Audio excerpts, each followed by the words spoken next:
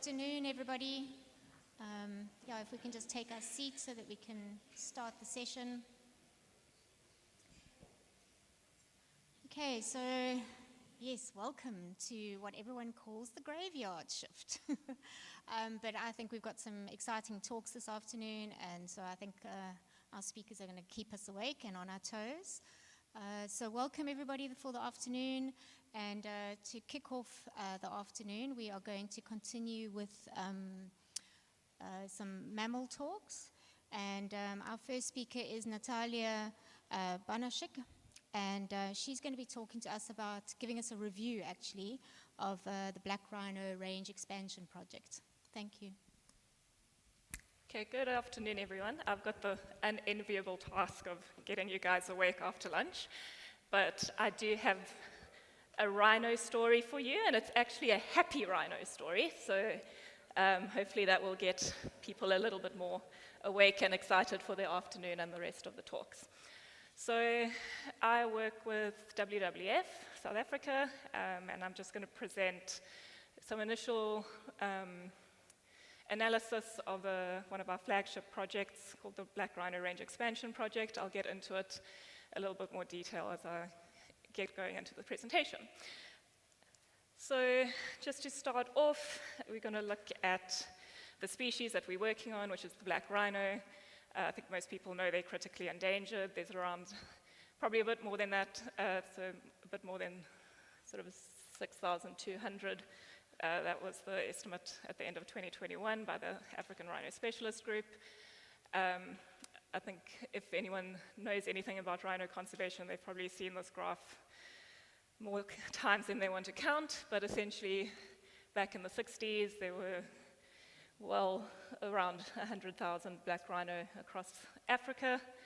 That rapidly decreased because of poaching, down to a low of around 2,500 in the mid-1990s. But the good news is that they are slowly increasing due to various conservation efforts around the continent.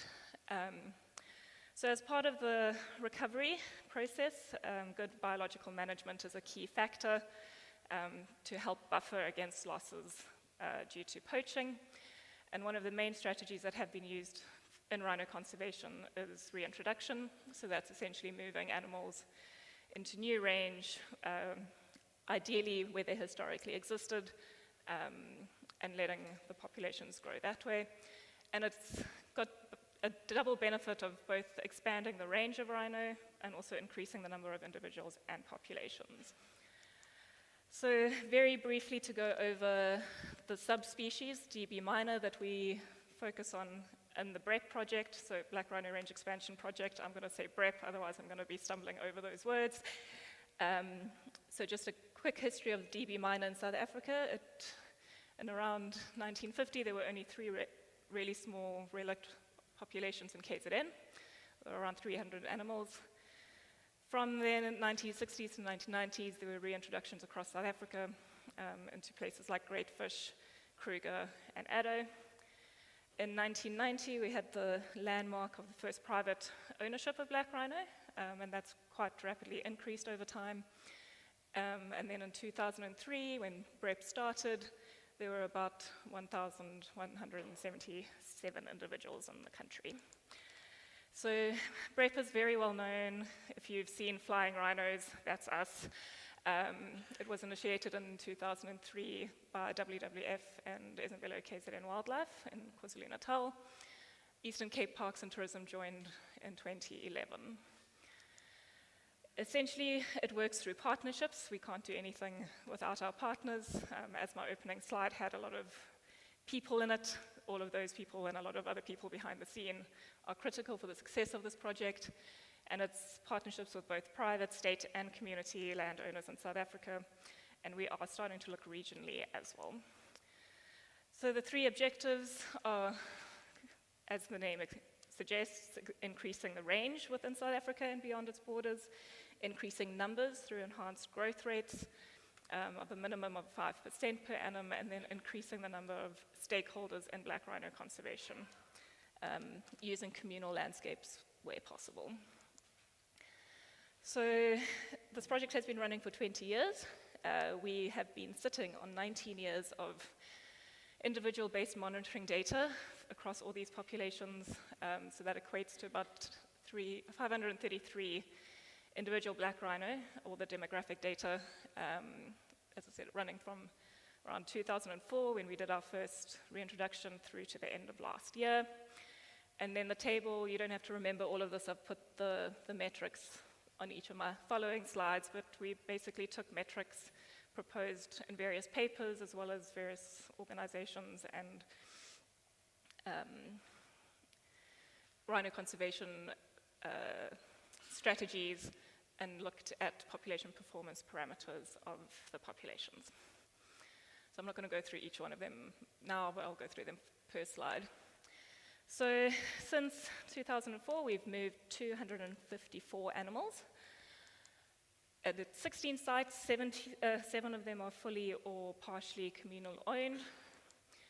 We've secured around just under 300,000 hectares in South Africa of new black rhino habitat, and an additional 54,000 hectares in Malawi. So that was a supplement to an existing population, but that population wasn't doing that well. So at the moment, there's 363 black rhino on our project sites. So the graph below just shows the growth over time, nice and steady, happy rhinos. So we'll go into the details of the population parameters now. So growth rate, as I said, the target was around 5% per annum. It's varied, obviously, annually. At the moment, it's sitting at 9% average over the last 3 years. That is boosted by the fact that we're putting animals into the whole meta population. So it's probably closer to around 6% if you average out all the sites. The reason there's only 13 is because we're only looking at sites that are older than 6 years for some of these parameters, just to give them time to establish and eliminate those founder effects that were spoken about earlier. So there's lots of things that influence these growth rates across the different sites. Sam, I know we don't like carrying capacity, but just as a theoretical thing, they do reach some sort of density dependence. Carrying capacity is just an easy way of putting a name on that. Obviously, removals and releases at the different sites. The impacts of translocation is obviously quite a stressful process for them, so there may be some impacts of that. Habitat quality on the new sites, and then these are all fairly small populations, so stochastic factors do play quite a big role as well. In terms of mortality, the target was under 4%. We've had 132 deaths, which equates to around 4% per annum. Last 3 years, it's been around 2%. Only one site doesn't meet this target, and it's had some issues with poaching, unfortunately. So they're doing pretty well on that. So the F class is the adults. They generally show the highest mortality. Around half of mortalities were adults. Poaching, as we said, we know it's an issue. It accounts for about 22% of all the deaths recorded. Predation, so it's primarily by lion and spotted hyena. They generally only target the little guys, so the calves under 2 years old. And there's been 36 deaths of calves, which is about just under 13% of the births. Not all of those were obviously predation. A lot of them were unknown. The calf just doesn't get seen again, so we don't really know what happened to a lot of those, unfortunately. In terms of the reproductive parameters, we've had 282 calves born across all our sites.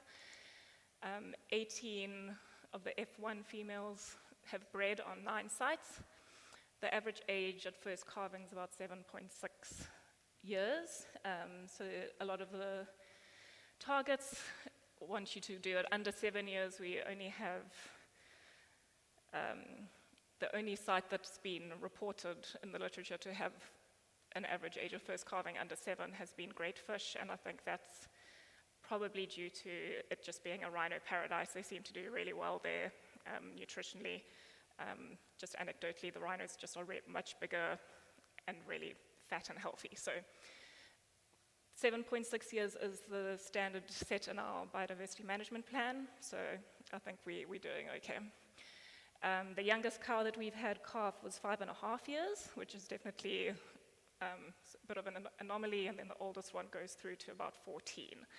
But most of them calf before sort of 8 or 9. So 72.4% of the reintroduced cows have calved, and then the average time to first calf post-introduction for females that weren't pregnant at the time that they were introduced is about 4 years.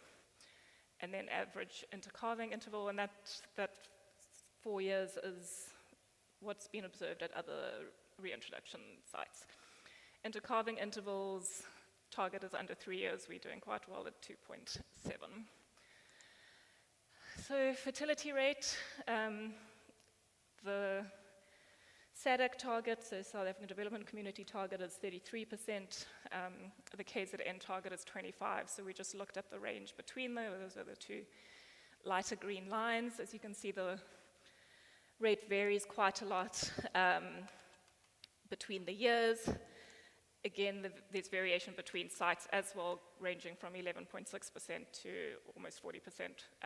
Again, these are all new sites, so those growth rates will be a bit higher. And again, some influences, so the translocation stresses, the population structure and founder age will have impacts on that. Again, the density-dependent factors and stochasticity.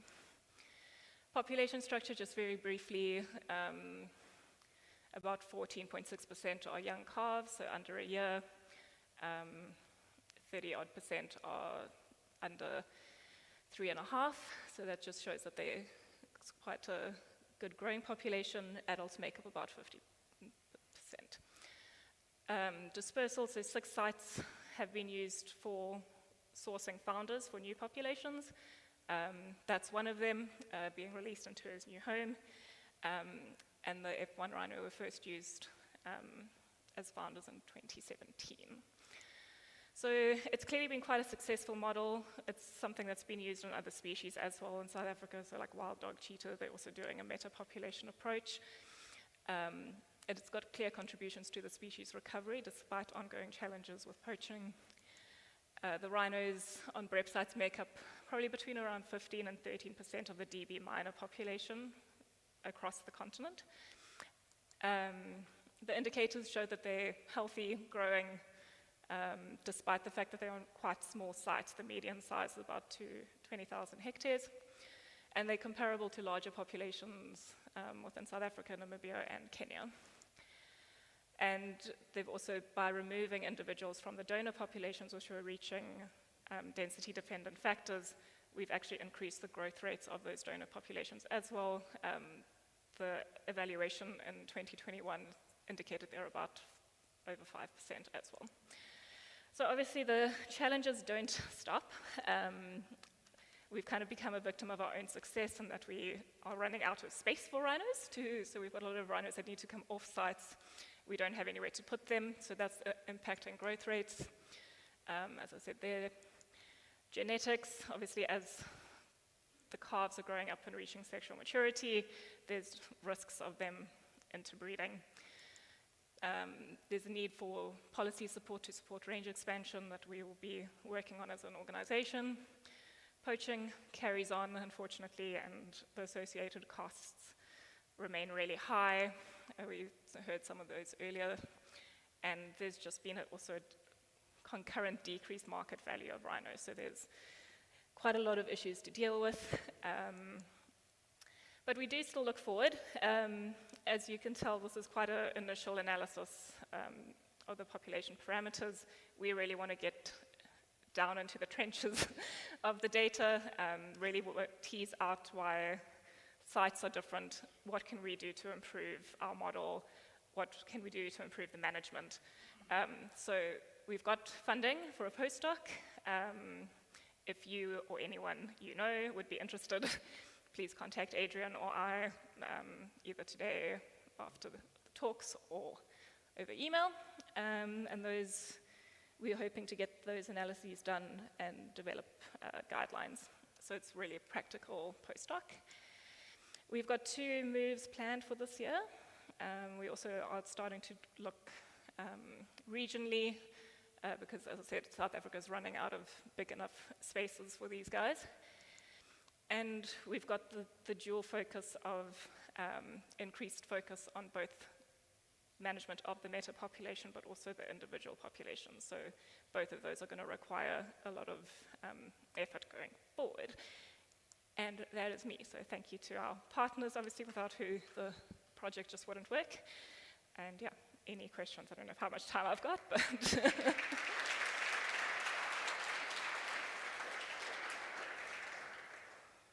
Thank you very much, Natalie.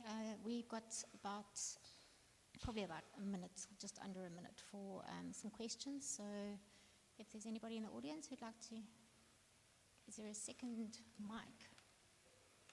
I don't see anybody with a second mic. Okay.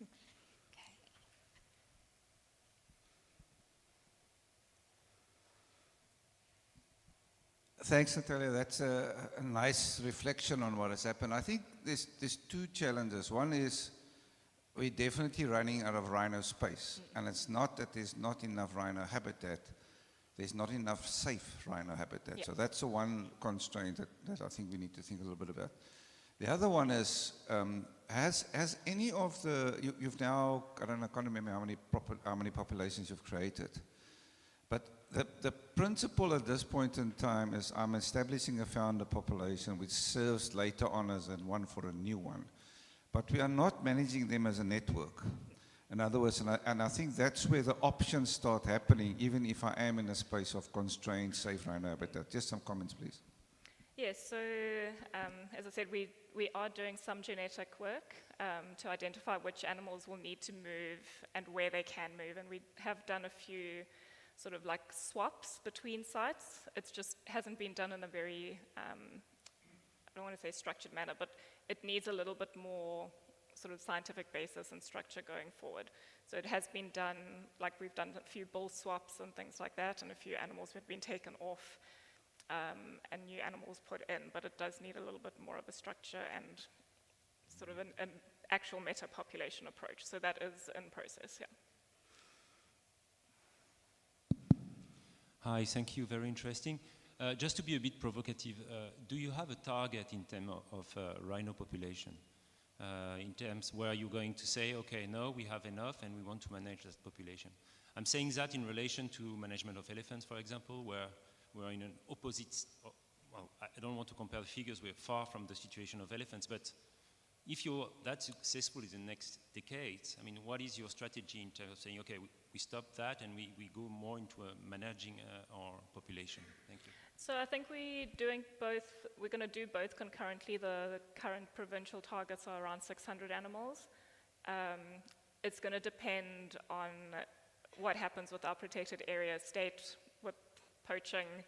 I think it's just going to be a constant sort of sense check of the actual conservation space that we work in. Obviously, we'd love to try and get them back up to much higher levels, but we also have to be realistic as to whether or not that space will be available in the future. But fingers crossed.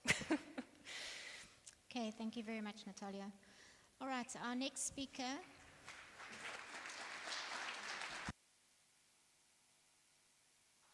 Our next speaker is Olivia. This is a 5-minute talk, and she's going to be talking to us about the impact of black rhino rewilding on the vegetation. Hi everyone, thank you very much for the opportunity to present some of my master's work today. I just realized I need this, sorry. I've been based at Tswalu Kalahari Reserve, which is in the Northern Cape. It's a semi-arid savanna region, and I've been trying to work out whether black rhinos are having any impact on the woody densification or plant species composition in the reserve. Black rhinos were introduced to this reserve, reintroduced to this reserve 30 years ago, and since no other browsing megaherbivores aside from giraffes exist on this property, it's quite an ideal scenario to isolate their ecosystem impacts. So part of my master's is I'm trying to figure out whether black rhinos are having any impact on the recruitment of woody species. And since major bottlenecks to population size occur at the various ontogenic stages of plant development, I'm using this as a framework to structure some of my questions and the experiments that address each one. But my time is limited, so I really just want to focus on the first of these, which is at the stage of seeds to seedlings. I want to know whether black rhinos, when they eat pods and seeds go through gut passage, are experiencing enhanced germination. After many months of sifting through black rhino dung, I have found that mostly, or actually almost 99% of intact seeds are camel thorns. So this section of my master's has sort of become a case study of this species. It falls within a wider genus that is very, very common across savannas, and all of them are they're characterized by seeds with very hard external coats that they delay that are semi-water permeable, so they delay the onset of germination. This is quite an important adaptation in unpredictable environments like the savanna, where you do get temporarily favorable conditions sometimes, but not necessarily favorable conditions for long enough. And for this reason, the genus in general tends to have these relationships with herbivores where they eat the pods just because they're nutritious, but owing to acid and enzyme scarification effects as well as heat treatment in the gut, this thins the seed coat and makes it more water permeable and sterilizes the seeds, which tends to facilitate germination.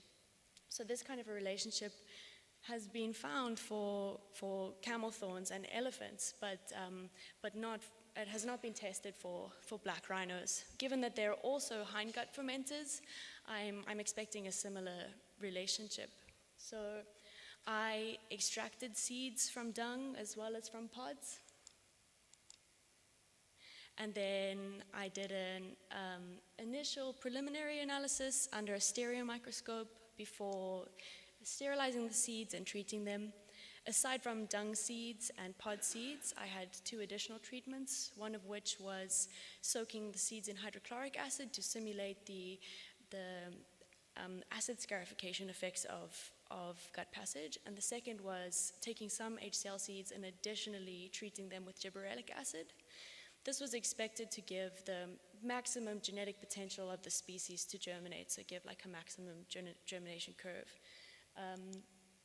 I then ran this trial in an incubator for 11 weeks, and I counted the number of germinations every day. The results of the microscope analysis, although it's hard to see with the naked eye, the dung seeds at higher magnifications have pretty obvious fissures in their external seed coat, which would likely increase water permeability.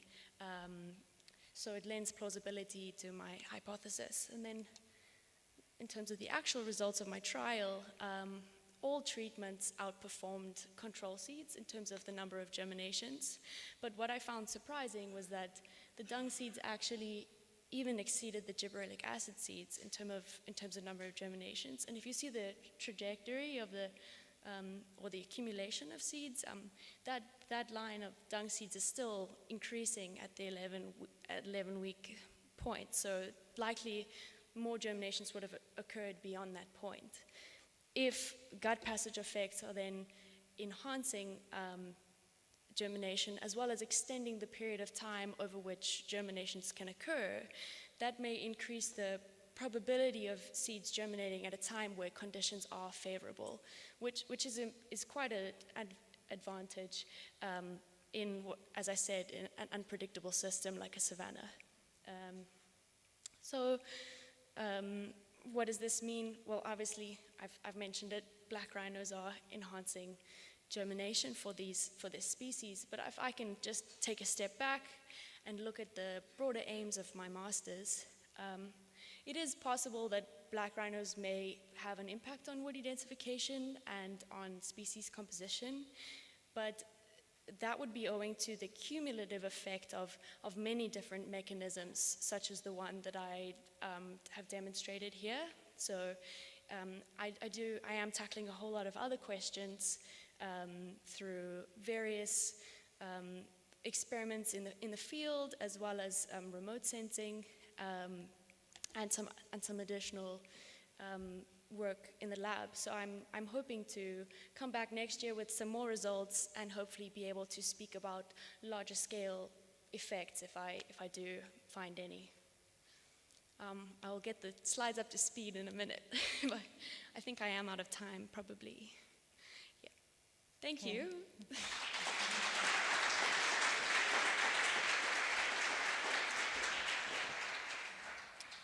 Thank you, Olivia. Yeah, apologies for the projector that keeps going on the blink. Okay, our next speaker is Lorenzo, and he's going to be speaking to us about the spatial and temporal synchrony of white rhinos. Yeah, thank you very much, Lorenzo.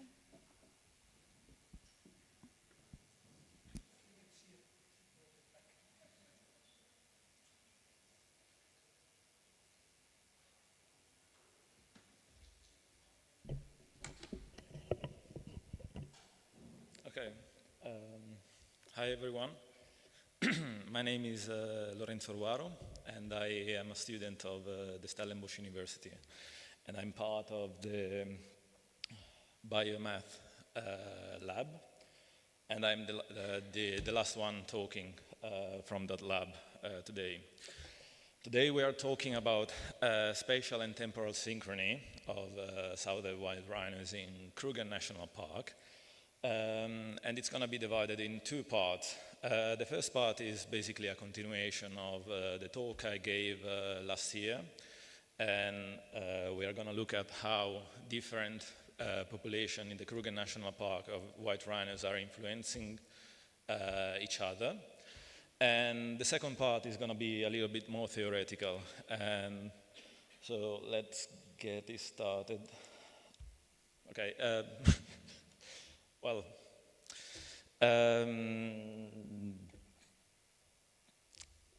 white rhinos have been, white rhinos have been subject after 2012 of a huge poaching pressure. However, this part of my project doesn't focus on the poaching effect on rhinos. Rather, I think when you are trying to model the population dynamics of a particular species, understanding the underlying dynamics of the species itself, it's quite important before actually implementing any poaching effect. So we started off with using the helicopter censuses data that were from 1985 to 2012. And I guess at this point I could have just shown you all the data of the rhinos around, because again, they're not shown and given. Okay. Sorry, everybody, but yeah, the IT guys have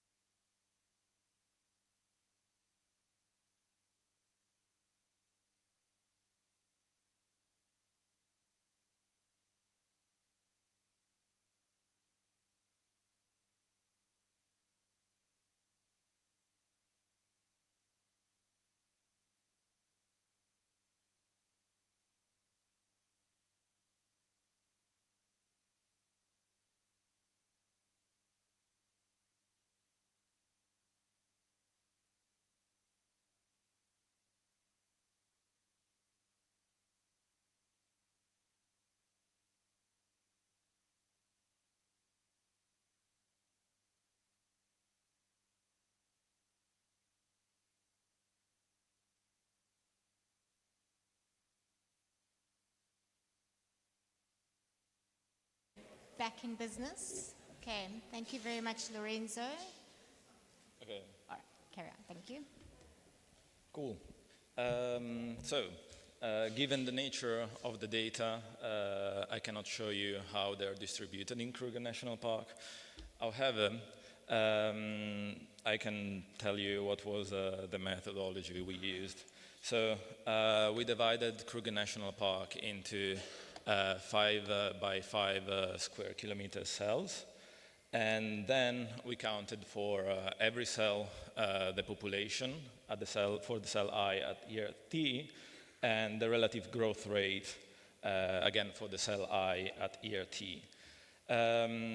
If anyone is a bit familiar with math, you can see that you can actually incur with problems when it comes to calculating the relative growth rate, because if only one of the two populations are 0, we cannot actually calculate that relative growth rate. So given the fact that rhino population was already quite sparse compared to elephant, for example, we actually didn't have that many calculated relative growth rate. However, we started by fitting some GAMs for calculating the covariance of each cell against every other cells in the park. So basically what it means that we tried to find a metric to see how each cell influences any other within the park itself. So the solid lines are the fitted model, and the dashed lines are the standard error. So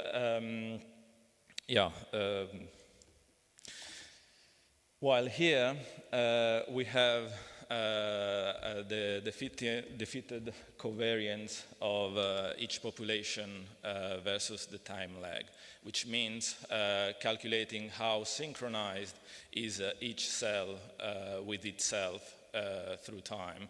And one of the most important, like in my case for the simulated model I used afterwards, the most important graph is this one, which is the fitted covariance of a relative growth rate for one cell with itself throughout the years. And this result can be interpreted, so we have a very high covariance that then drops very quickly after a couple of years, which can be interpreted as depletion of resources and then consequent migration of rhinos away from that cell. So now we are going to the more mathematical part of the presentation, and we can start using this formula that comes from the relative growth rate formula we had before. So the population of the cell I after 1 year is going to be the population of the previous year times the exponential of the relative growth rate, which, if we iterate it, will give us the population of the cell I at an arbitrary time capital T, and it's just the summation of all the relative growth rate and the exponential. So what we can do now is asking ourselves how we want to think of the relative growth rate as a variable. We can use a deterministic approach or a stochastic approach. If it's deterministic, you basically only have two cases. If the relative growth rate is negative, the population is going to decline, and if it's positive, it's going to increase. However, interesting things start to happen if we are taking it as a stochastic variable. And the next question is, what kind of stochastic variable can we use to represent the relative growth rate? Luckily enough, there have been plenty of studies that try to fit different distribution for the relative growth rate. And in this case, I picked the best one.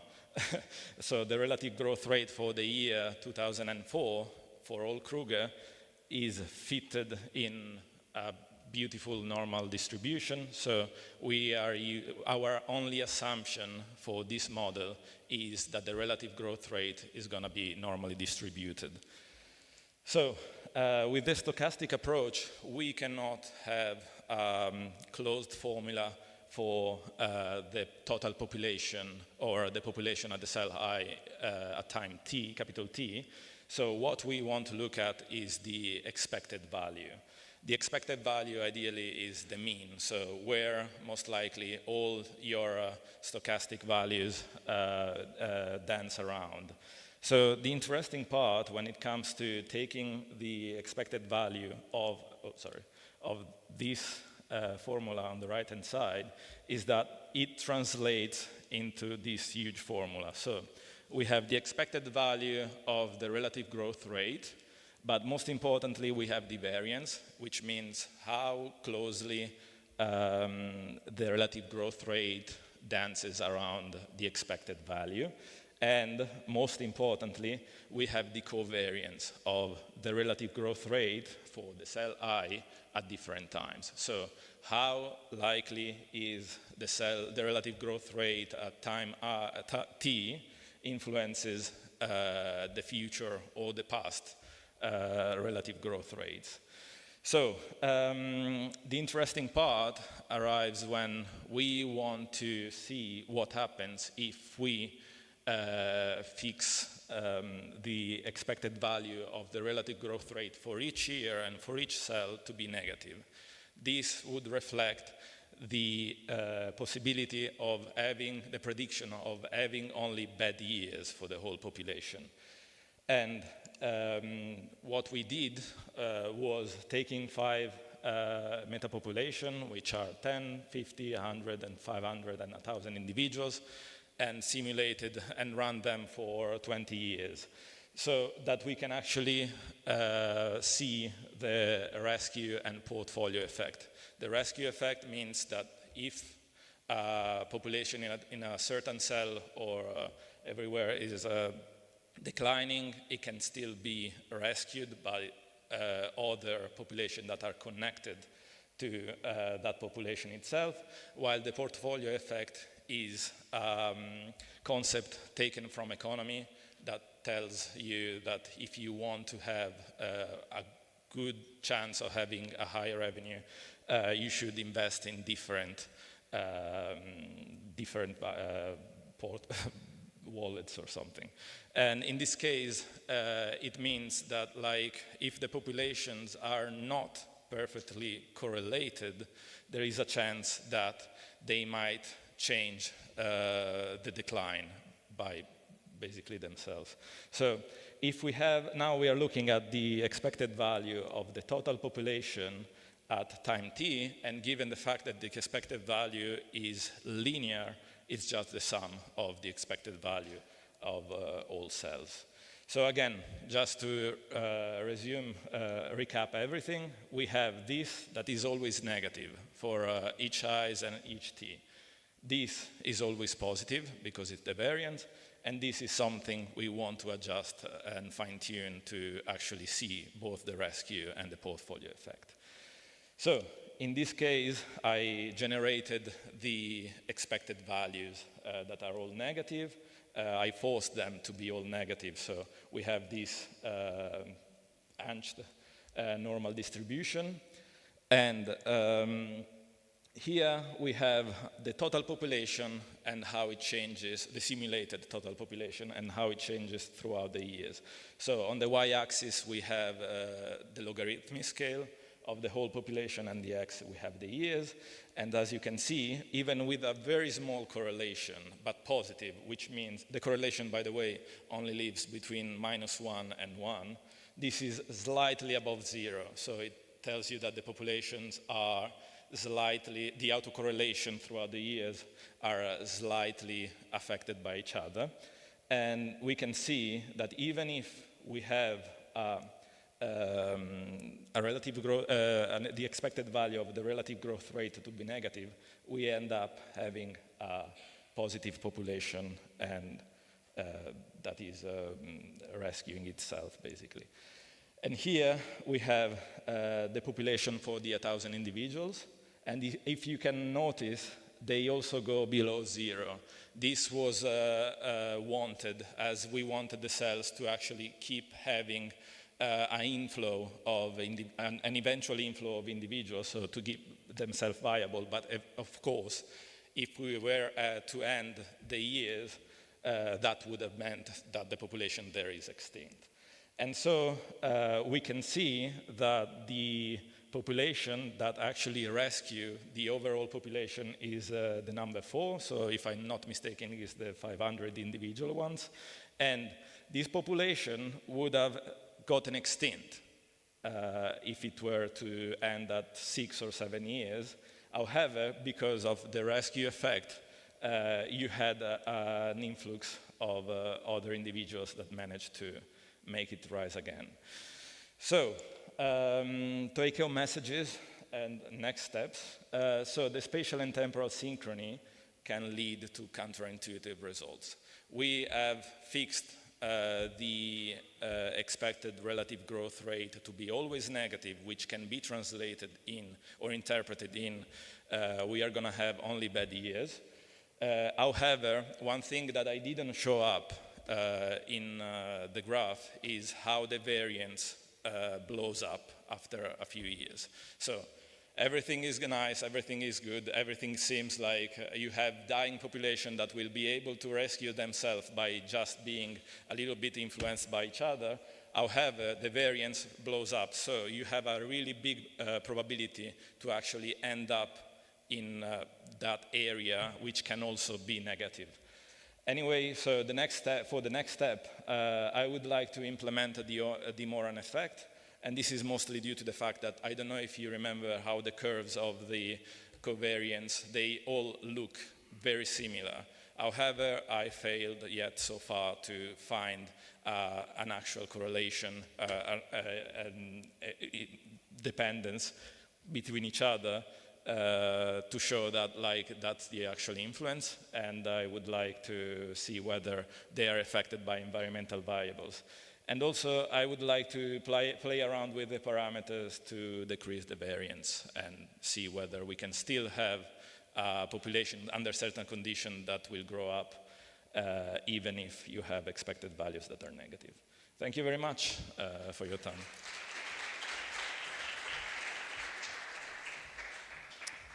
Thank you, Lorenzo. Unfortunately, due to those little technical glitches, we don't have time for questions. But of course, Lorenzo will be available this afternoon for any questions. Thank you.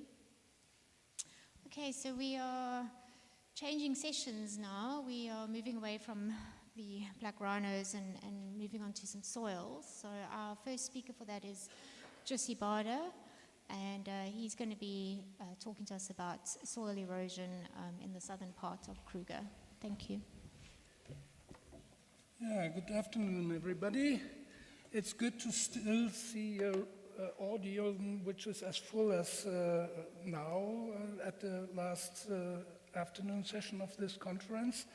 And I'm really happy to open up the soil session by my presentation on assessing soil erosion in the southern part of Kruger National Park, comparing modeling and field-based studies. And certainly I need to acknowledge my co-authors. That is Bastian Reinwart, who is nowadays a teacher in Germany, who did his PhD here.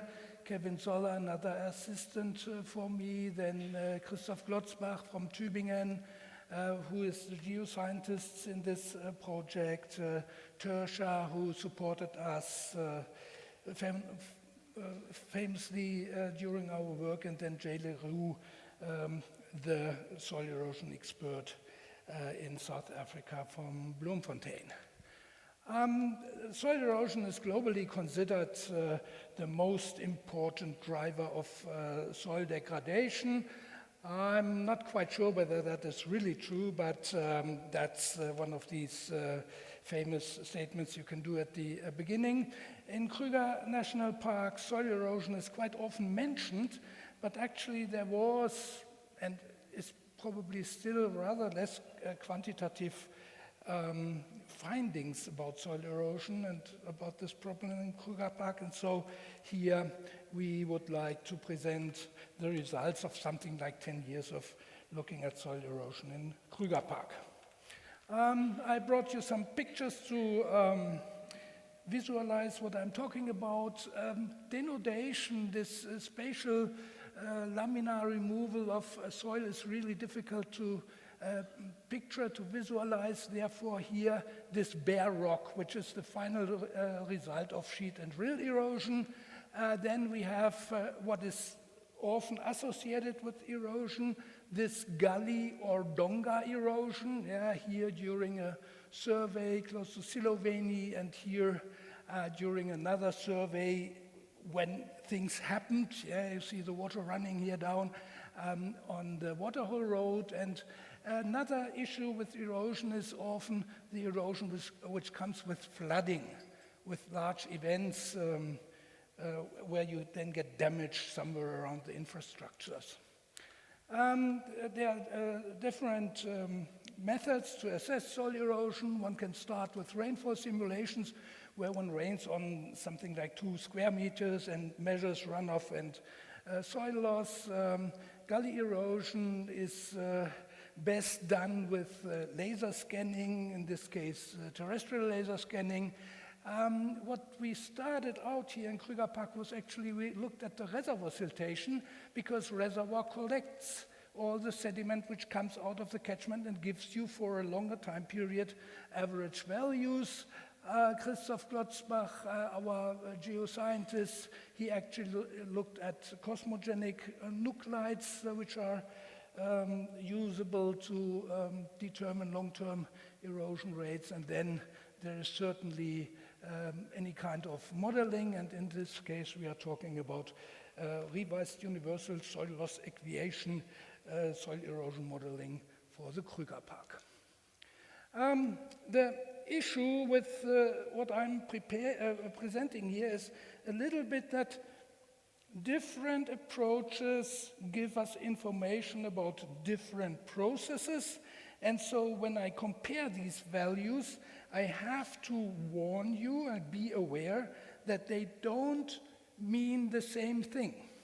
So certain differences in the values might just be artifacts of that we are looking at different things. And just to come up with some of the key wording here, rainfall simulations, they will provide you with information about this sheet and rill erosion, this denudation thing. Terrestrial laser scanning is best used for gully erosion, because on larger scales, the uncertainty, and even if it's only 1 centimeter of measurement uncertainty, will create huge errors. Then reservoir siltation, it provides you, and that's the wonderful thing here in Kruger Park, with medium-term average values, in the order of 50 years, and that is for sheet erosion, for rill erosion, for gully erosion, minus the stuff which is settled down on floodplains during flood events. Cosmogenic nuclides, like the ones, the 10 beryllium, which Christoph used, gives you 100,000 years average values. And then the Russell RUSLE modeling, that is supposed to provide you 20 years soil loss measurements for sheet and rill erosion only. And so time-wise, we can say that RUSLE modeling and reservoir siltation is rather similar. The only thing is reservoir siltation will provide you values for some other processes as well. This RUSLE modeling has been done for the first time around the year 2005, 2006. There was a modeling for whole South Africa, certainly including the Kruger National Park. This is the picture here on the left, and here on the right side you have the picture of the new approach, and the color scale is identical. The 2008 modeling suggests that mean erosion from Kruger Park is around 8 tons per hectare, and our new approach says it's only 0.1 tons per hectare. Yeah? And that is only because we use different data. Yeah, I mean, you could as well say, maybe this is even the uncertainty and the potential error of RUSLE modeling. And what I want to do next is just to compare these values with here just to make clear that we use different data. 2008, it was daily rainfall, 16 years. The K value, the soil erodibility, came from South African soil types. There was a 20-meter digital elevation model used. The C value, the cropping value, comes from MODIS NDVI vegetation cover. And the protection factor in the USLE was not used in the 2008 and neither in the 2024 modeling. The 2024 modeling used global rainfall erosivity data, a global soil erodibility data, the new 30-meter global digital elevation model, and C values assigned based on the South African National Land Cover Map of 2020. Another difference is that we used here in the new approach a cutoff value for slopes steeper than 50%. We say you can't use RUSLE. It's not made for steep slopes. And especially as well, not usually on steep slopes you have rock. It is not made for rock either. And one problem might be that too many people misinterpret rocks as bare soil. Yeah? And that if you do that, you create really strange results. Now let's have an overview look on the results here, just summarizing them. The RUSLE for number of catchments, which you saw on the map before, 14 catchments. There the soil loss would be around 4 tons per hectare based on the 2008 assessment, 0.05 tons per hectare based on the 2024 assessment. Reservoir siltation provided us with values between 0.2 and 0.3 tons per hectare, and the soil formation rate, surface lowering from the cosmogenic nuclide says it is 0.1 tons per hectare. My argument is, even if this value here is even smaller than here reservoir siltation findings, this new approach is certainly closer to empirical findings than the old assessment of soil erosion in Kruger Park. On the other hand, we have to accept that obviously current soil erosion is about 2 to 3 times higher than soil formation rates. Thank you. And this actually brings me to the conclusions. To summarize all up, we can see that soil is lost on a higher rate than soil formation currently, but to put this into perspective, one needs to consider as well that soil formation already extended here for over thousands of years. So we have actually a pack of soil formed, which is now a little bit strongly eroded than it is current, or it has been forming over the last 100,000 years. Sheet erosion and rill erosion is, according to the modeling, significantly less than previously thought.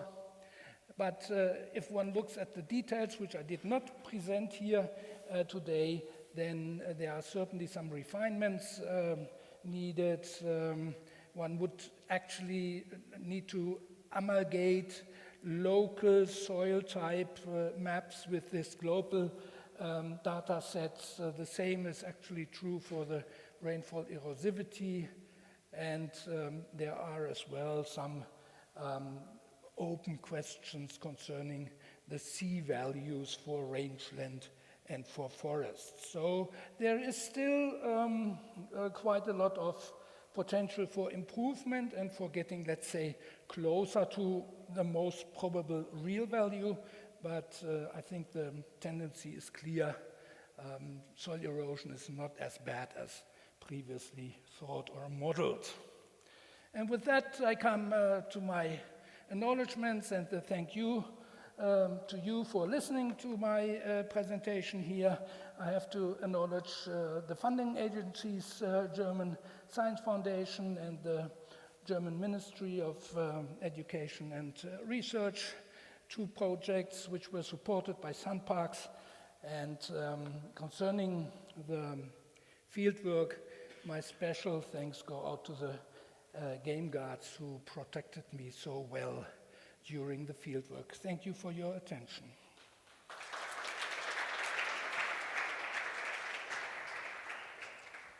Okay, thank you very much, Josie. There is some time for some questions. No questions? Surely. That's all right. Okay. We can chat All right. in the evening. All right, thank you very much, Josie. All right, our next speaker is Tertia. She needs no introduction, really. Tertia will be taking us through the fire effects on soil hydrological properties in Kruger. All right, thank you.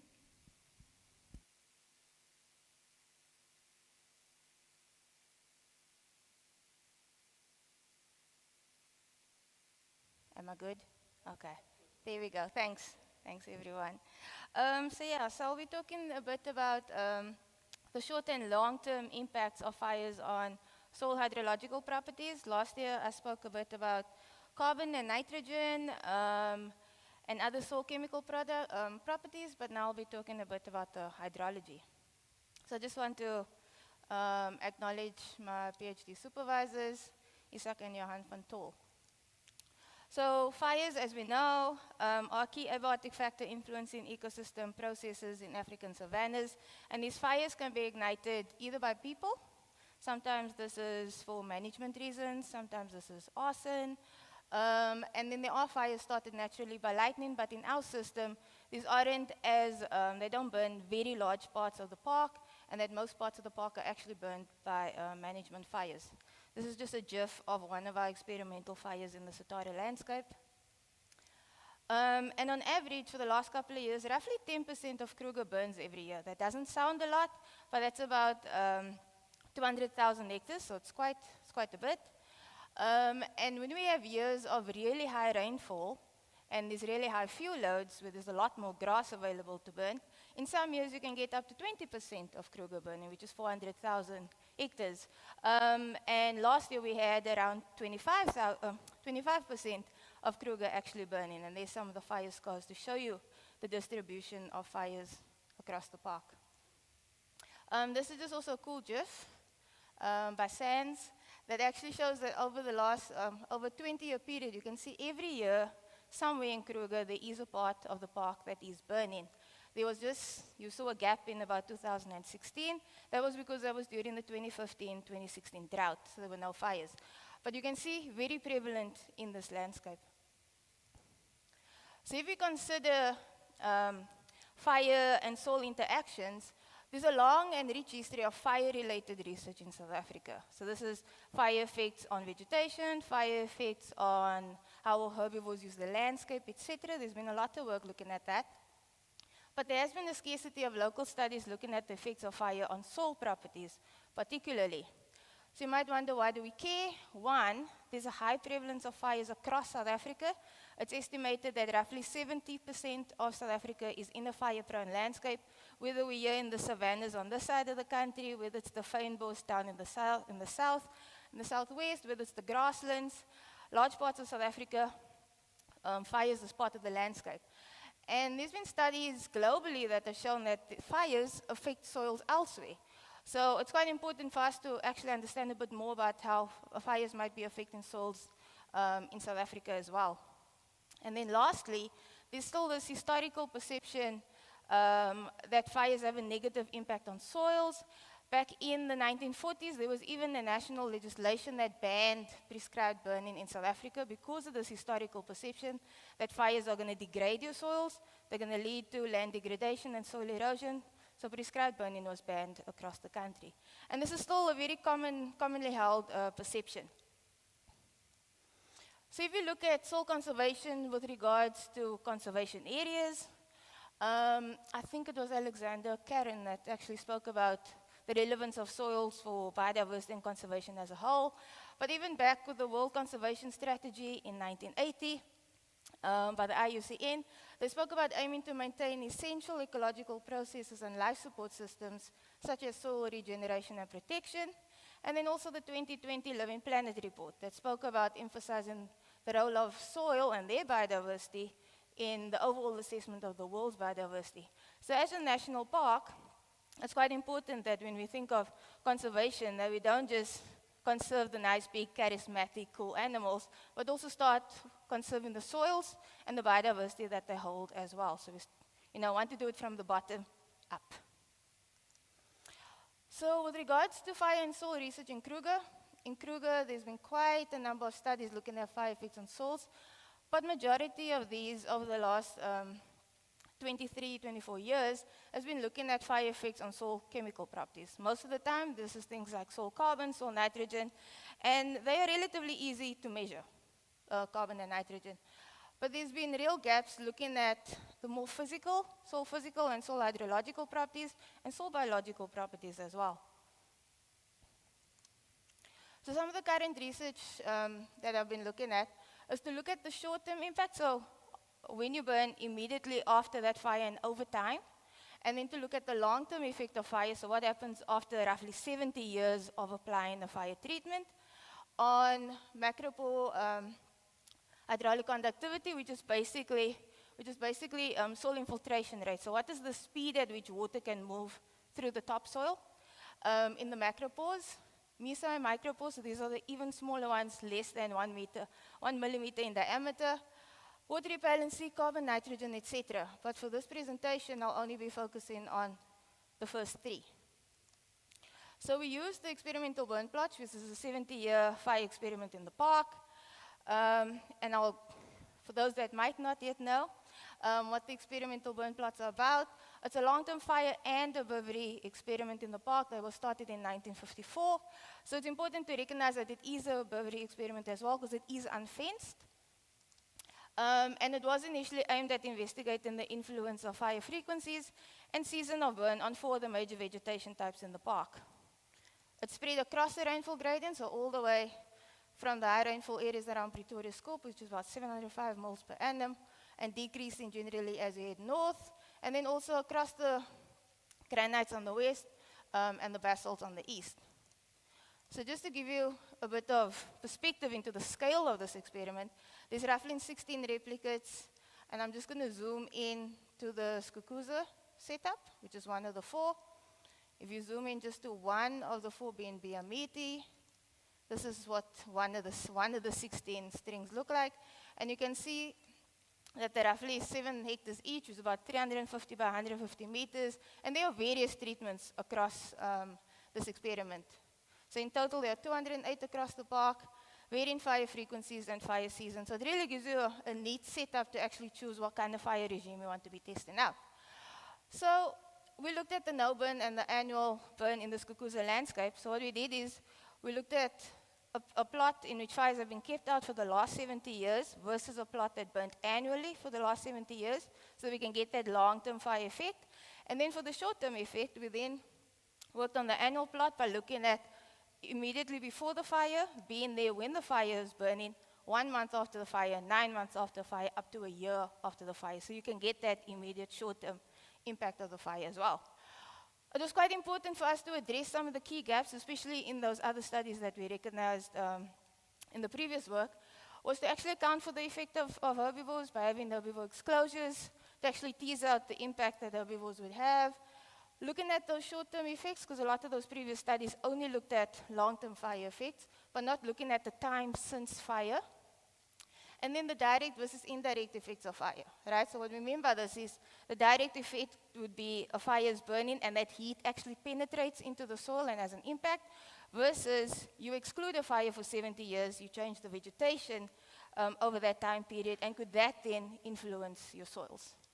So what we did is we worked in open areas, over there, open grassy areas, under large marula trees, under the canopies, and then even under shrubs. So there's quite a few of the previous studies that looked at open areas and under large trees, but the shrubs are a very dominant landscape feature in this Kukuza vegetation type.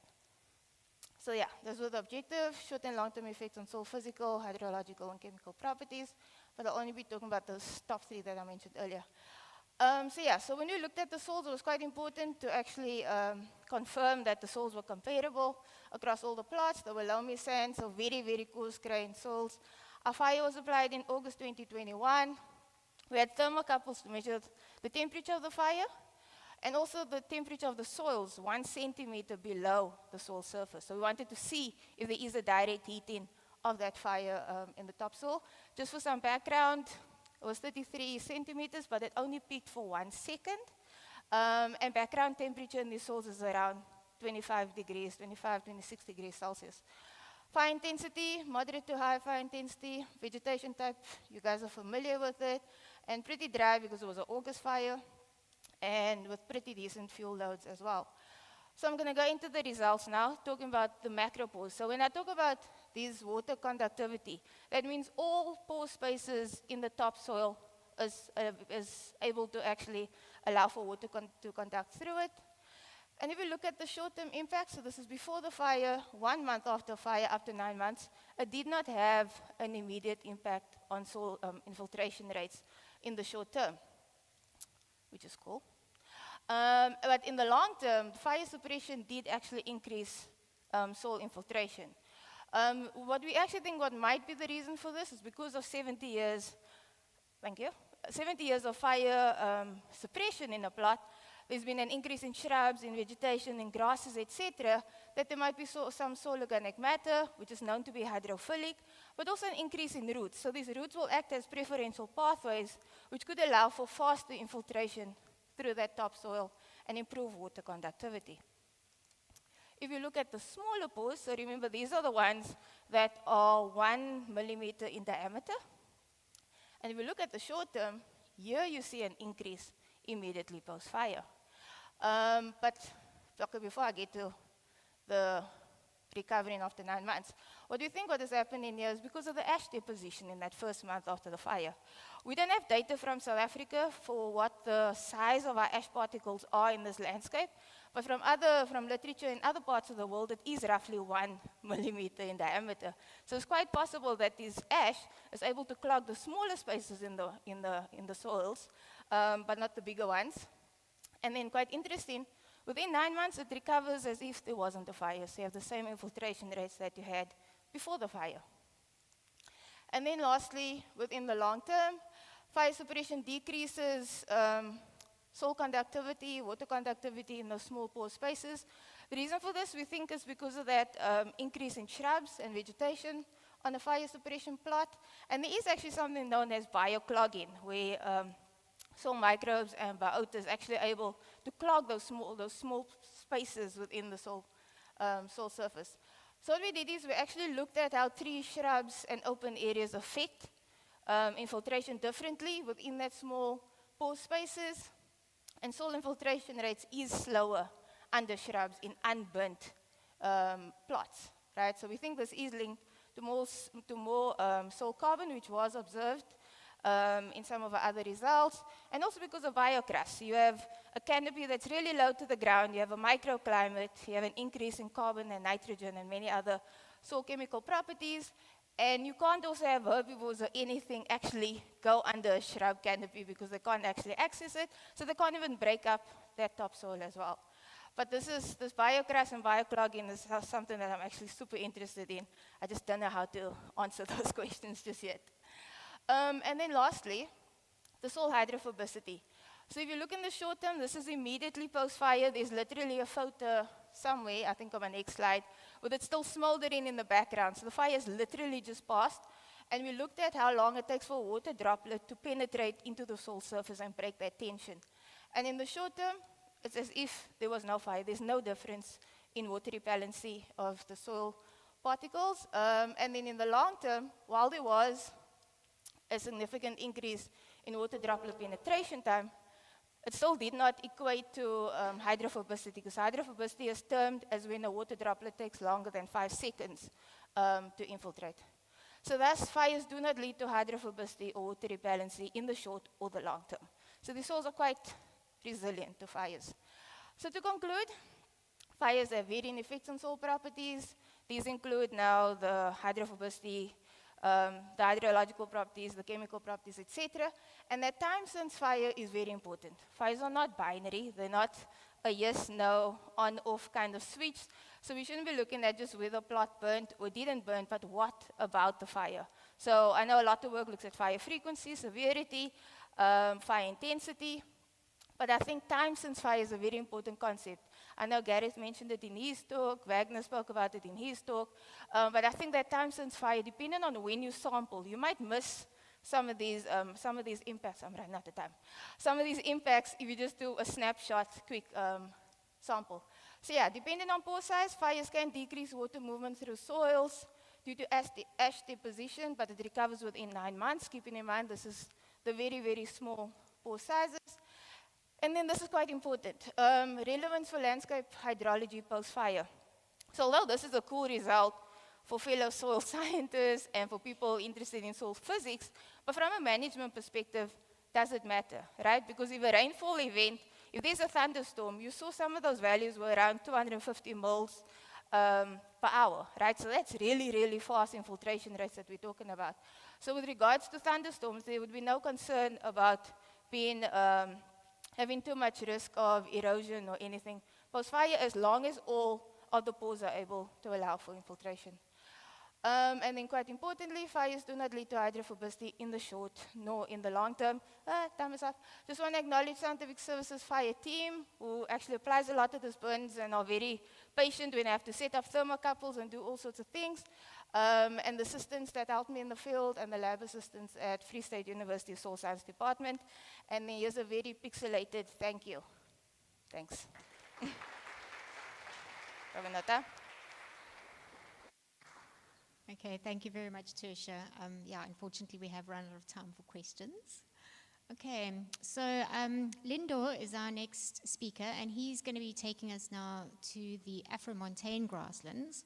And he'll be talking about the impact of fire exclusion, afforestation in those grasslands. Thank you. Good afternoon, ladies and gentlemen. My name is Lindoguhle Dlamini, and I am sharing a small part of my PhD. I just finished my PhD, and I was registered with the University of the Free State and the University of Burgundy in France. So my study focused on Afro-Montane grasslands. So Afro-Montane grasslands are found in high rainfall regions in South Africa. So rainfall ranges around 1,400. They have high plant diversity and high endemism. And they provide various ecosystem services, which include water delivery and water storage. And they have high carbon stocks because they are in an area with high rainfall and low temperatures. And they have huge potential for soil carbon sequestration. But these grasslands are found in a climatic envelope that can support trees. So they were generally wrongly classified as secondary grassland. That is, grasslands that came about because of the clearing of the forest. But many studies have shown that these are ancient grassland. They co-evolve with fire, and fire plays a significant role in their management. Without fire, though, they still change into a forest-type system. But the impact of this change, particularly on soil carbon, is unknown. There's been a growing interest on soil organic carbon globally. I think there are 3 reasons for this. The first one is this: soils are the largest terrestrial carbon reservoir of terrestrial carbon, and soil organic carbon is a medium for soil functioning. Secondly, they are concerned about climate change and the increasing CO2 in the atmosphere. Thirdly, there is hope that improving soils through effective land management and restoration may capture significant amount of CO2 in the atmosphere and sequester it and store it into the soil. But that last point brings the problem of tree planting and allowing the system to change naturally into a forest-type system. There's been commitment from African countries to plant trees or to engage in these bond challenges and UN trillion trees. These overlook the amount of carbon stored in the soil, focusing largely on above-ground biomass and above-ground carbon. They also overlook wildfires in these systems that are fire-driven. This brings me into my aim, was to determine the effect of fire-driven afforestation, fire exclusion-driven afforestation on soil carbon fractions. So basically, I wanted to find out, does fire exclusion lead to more carbon in the forest? If you exclude fire, the system changes into a forest. Does that lead to more carbon under the forest? So I was working in the Drakensberg Afro-Montane grasslands. These grasslands are known as the water tower in South Africa, or the strategic water source area, because most of the water that comes from these grassy mountains supply several provinces in South Africa, like Gauteng. So the Cathedral Peak research catchments were started in the 1940s. There are 3 catchments that we use that are managed by SAON, and the fire and the treatment and management is under Ezemvelo KZN Wildlife. So the catchment that I'm focusing on is catchment 9. So the catchment 9 was excluded with fire in the early 1950s. So because of fire exclusion, the catchment changed into a forest-type system. So because this is a fire-driven system, within the same catchment, there's still accidental fires and natural fires that are maintaining a grassland-type system within the same catchment, allowing us to compare within the same catchment what happens if the system changes into a forest-type system. So I sampled soils between the afforested site, and the natural grassland within the same catchment from different depth increments. And then I used the soils to analyze for total carbon, calculated soil organic carbon stocks, and then we analyzed for carbon isotopic signature, delta C13. We also looked at the reactivity of the carbon, looking at active carbon or the label carbon, the carbon that is easily degradable by microbes, that has a faster turnover. We use the method called the permanganate oxidizable method. And then we looked at the total microbial activity to look at the microbe between the 2 systems. So to look at the result, we looked at cumulative organic carbon. So we saw that in the grassland, there was actually more topsoil, soil organic carbon stocks compared to the forest side. But when you look at cumulatively in the whole profile, there was no differences between the 2 sides, which also brings in the importance to sample the whole profile of the soil and not look at the top only. But where does the carbon come from that balances the 2 systems? So we looked at the changes in soil organic carbon from a grassland into a forest, and then we saw that at the top, there is a negative change which shows that the grassland was actually getting more carbon, or it had more carbon than the forest.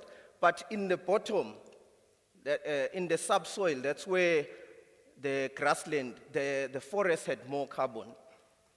And then we looked at isotopic signature more to see where does the carbon between the two systems come from. We saw that under the grassland, carbon largely come from a C4-dominated system, which are mostly grasses. And under the forest, mostly at the top, the carbon come from a C3-dominated system, which are trees. And then we looked at the isotopic mixing equation to look at the carbon in the subsoil. Where does the carbon come from that balances the system? We saw that over 40% of that carbon come from a C4-dominated system. It comes from the grasses. So it's the legacy effect of the old system. It's not the new forest that is coming in. We also looked at the activity or active carbon. We saw that there are no differences, huge differences between the two sites, but the two sites have high active carbon, relatively high active carbon, and it decreases with soil depth. But at the top, 0 to 5 centimeter, the forest has more active carbon than the grassland, which shows that litter becomes the easily accessed by the microbes, and it's more active than the fine roots in the forest, in the grassland. We looked at the total microbial activity. Total microbial activity is mostly sensitive to soil temperature, and is sensitive to when last did you burn. So we saw that in the grassland, there was actually more microbial activity than the forest site. This is because the grassland is warmer, and also that we sampled in early 2020 after the accidental fire in the grassland site. So microbial activity could be higher because it was that splash after fire. So to conclude, going back to the simple question that I was asking, does fire exclusion lead to greater carbon sequestration or carbon storage? The answer is no. We have seen from these results that Afro-montane grassland had more topsoil soil organic carbon stocks, more microbial activity than the forest site, but also they showed similar subsoil carbon stocks and similar active carbon. This means that changing a grassland into a forest also changed organic matter input from fine root system to litter. And also under the forest in the subsoil, we saw that almost half of the carbon come from a grassy system.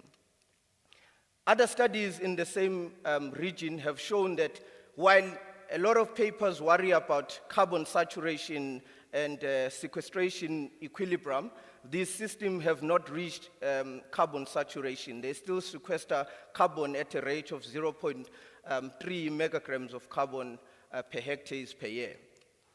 Other studies also have shown that in high rainfall regions, grasslands tend to have more soil organic carbon than the forest type system.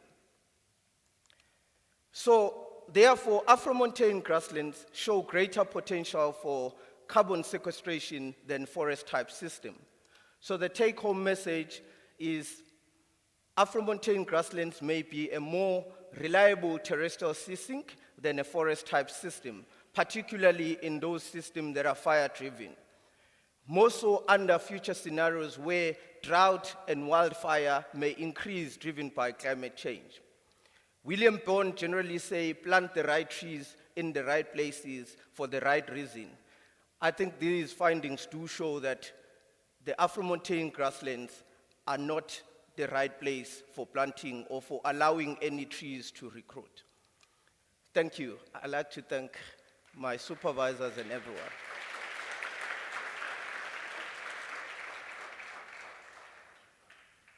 Thank you, Lindo. Okay, we've got some time for some questions. Quite a bit of time, in fact.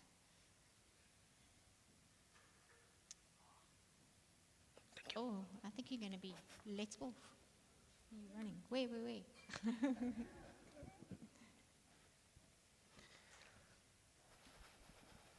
Thank you so much. It was very interesting. I'm just wondering, I mean, you have in these regions quite a lot of plantations, forest plantations, tree plantations. So would you say that planting trees along the escarpment reduced the carbon stock in these areas and increased carbon to the atmosphere? I think it depends on the species that is planted. Also in those catchments, those are important for water. So a lot of findings have shown that these trees actually take up more water, reducing stream flow. So the carbon part also shows that it depends also how long the trees have been planted. There was a catchment that was planted with pine there in the Drakensberg. It was part of my thesis, but I couldn't present it here. That catchment, after 20 years of pine being planted, wildfire came through and bent the whole catchment. So it's eroded now. There is erosion in that catchment. So there was no carbon from that system that from the trees that went into the system. It actually was eroded out. So other studies have shown that natural forest and grasslands generally have similar amount of carbon, but when you plant other species, maybe gum tree, which is eucalyptus, sometimes you might tend to find slightly more carbon, but they take up more water, so it degrades the system. Thank you. Are there any other questions? And also questions for Tertia, maybe, considering she ran out of time. Oh, there's one over there. Is it for who?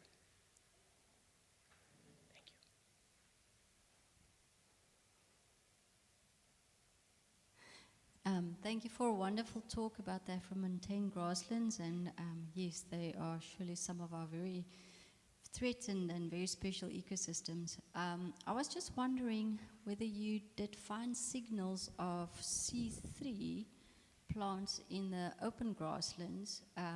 Sorry, I couldn't remember whether you did show some of these results.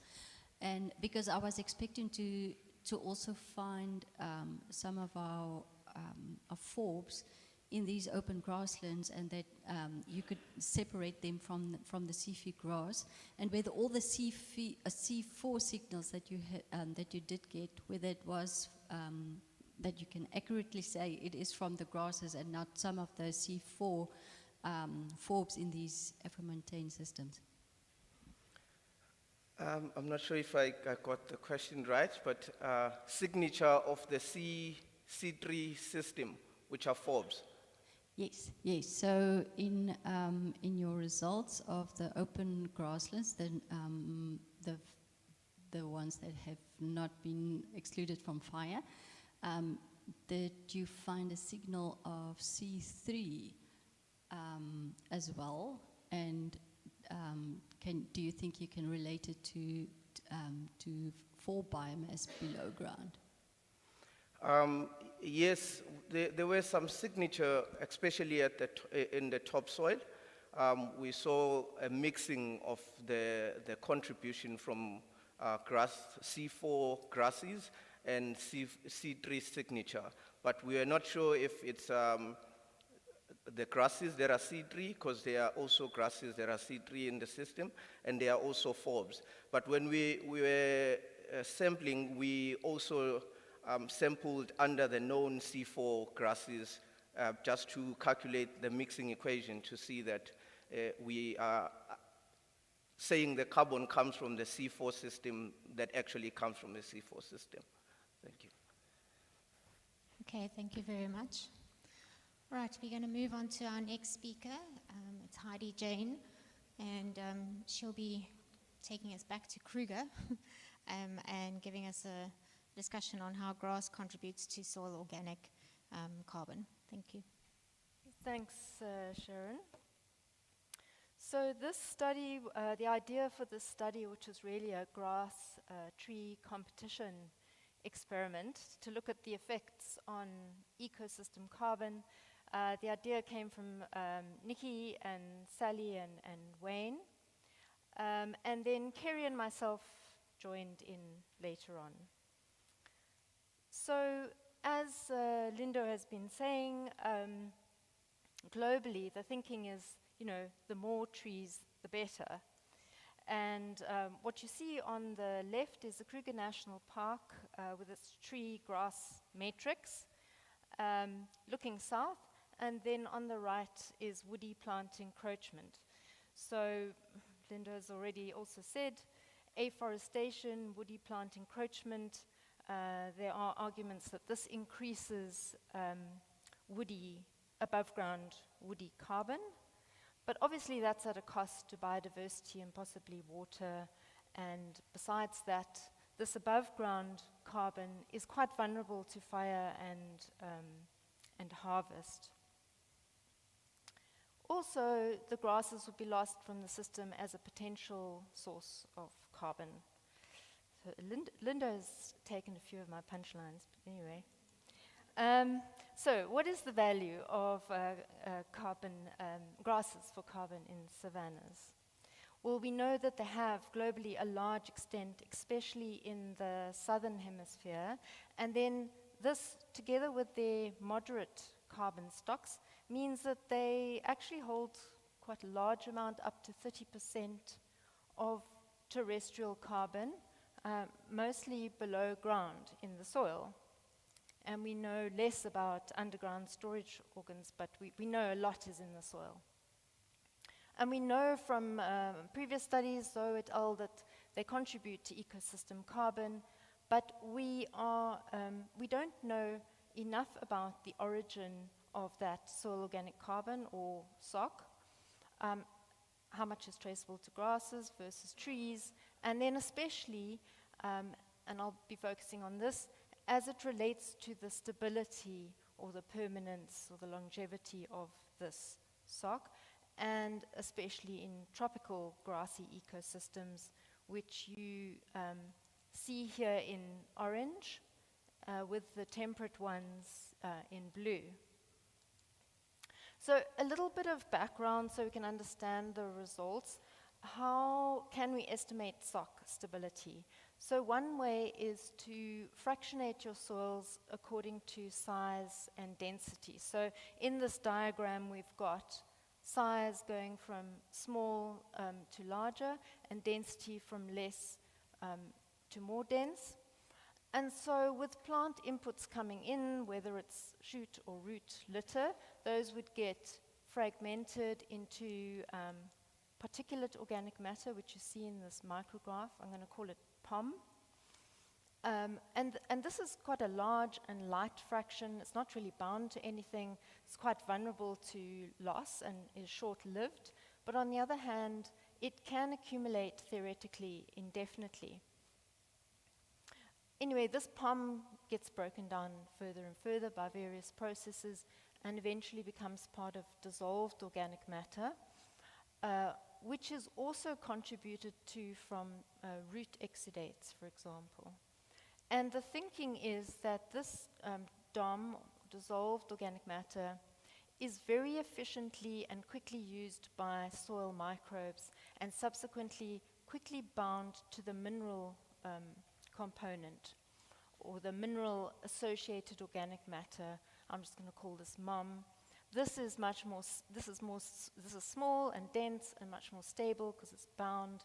But on the other hand, it's also limited. This pool can saturate because, for the very reason that it depends on how many clay binding sites you have.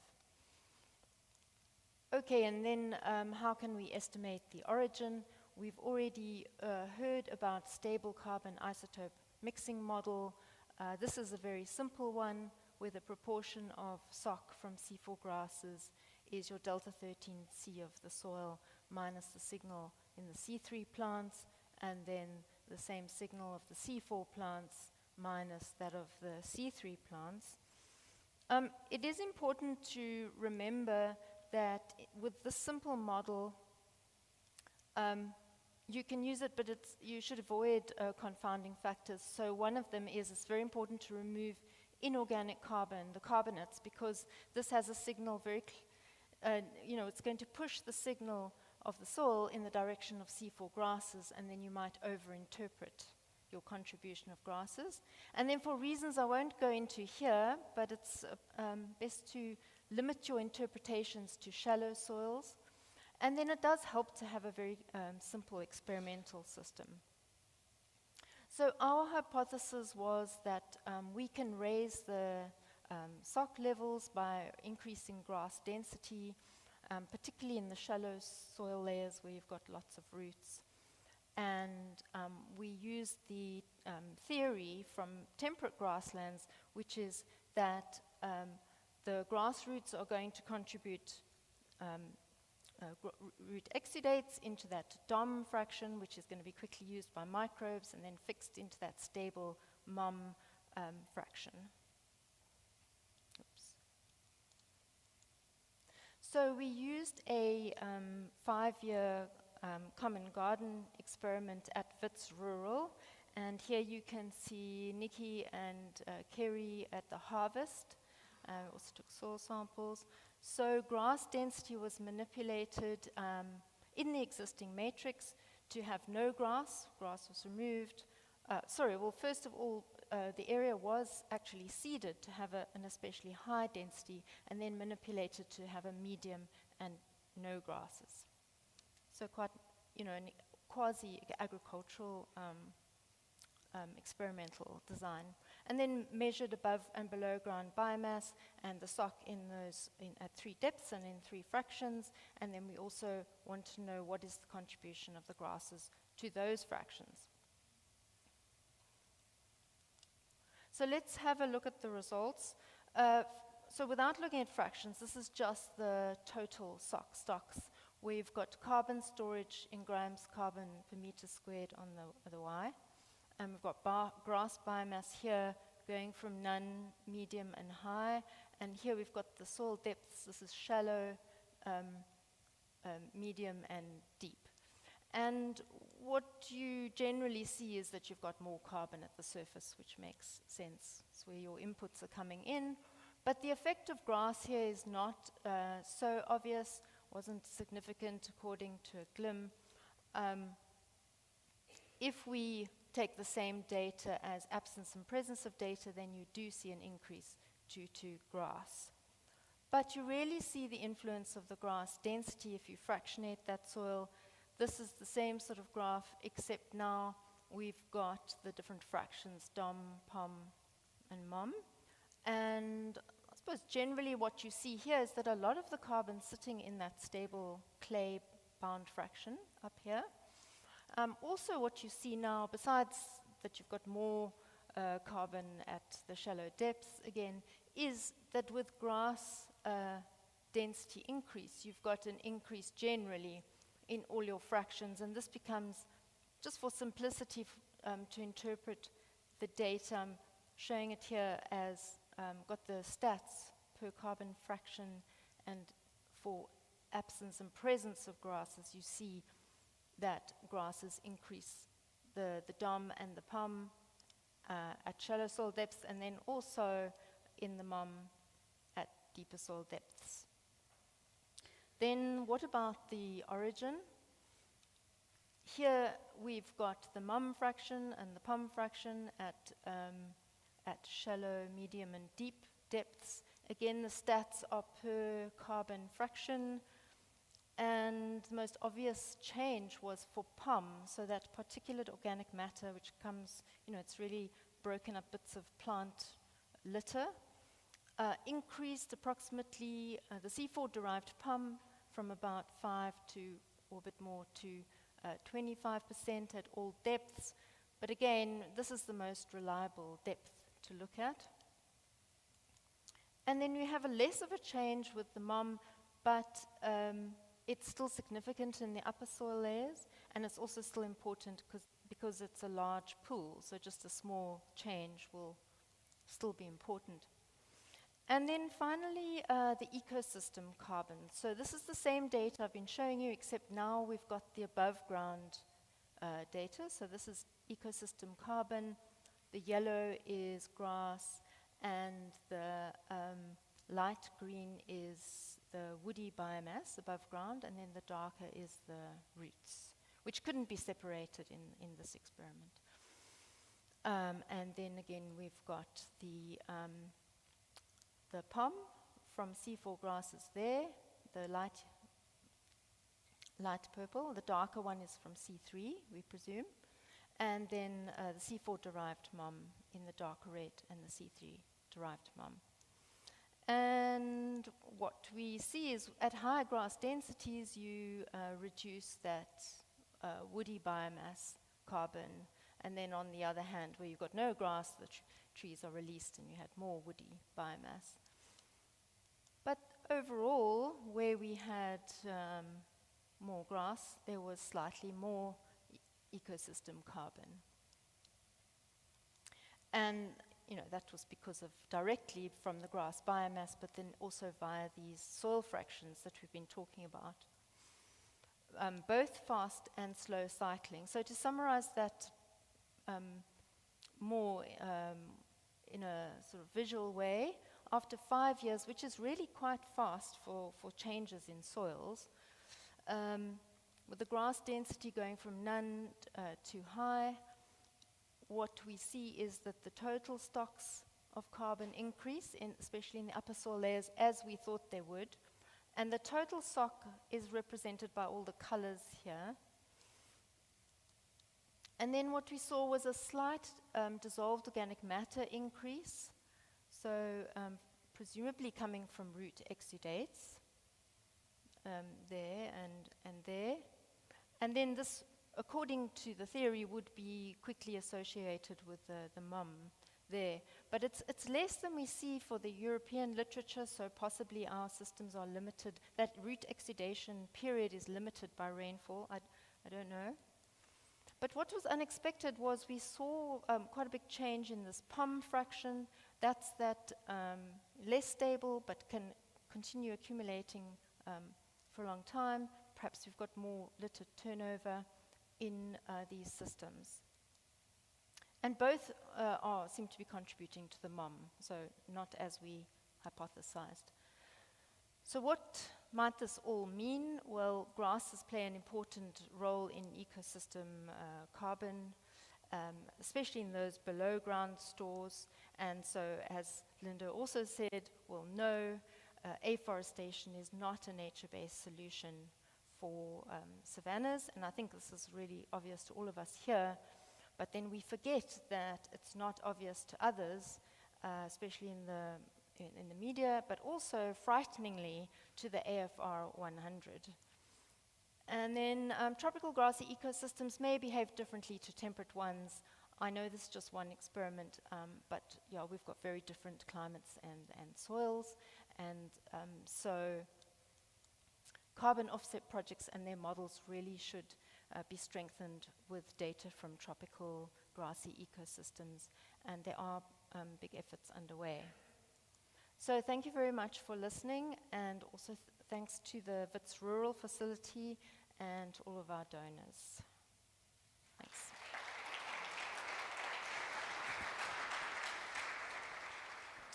Okay, thank you very much. We have got a minute left for any questions for all of the soil speakers, if there are any.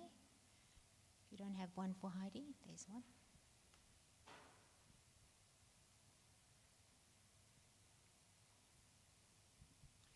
Thanks, Heidi. That was a great talk.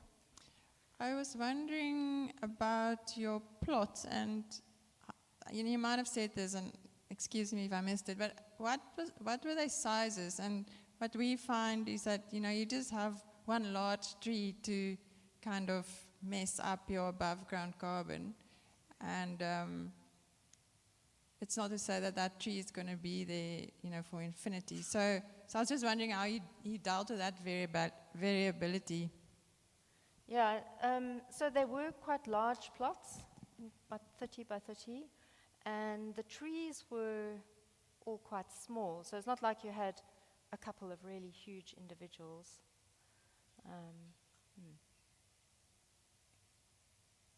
Okay, thank you very much. All right, we are changing sessions once again, and moving from soils to invertebrates.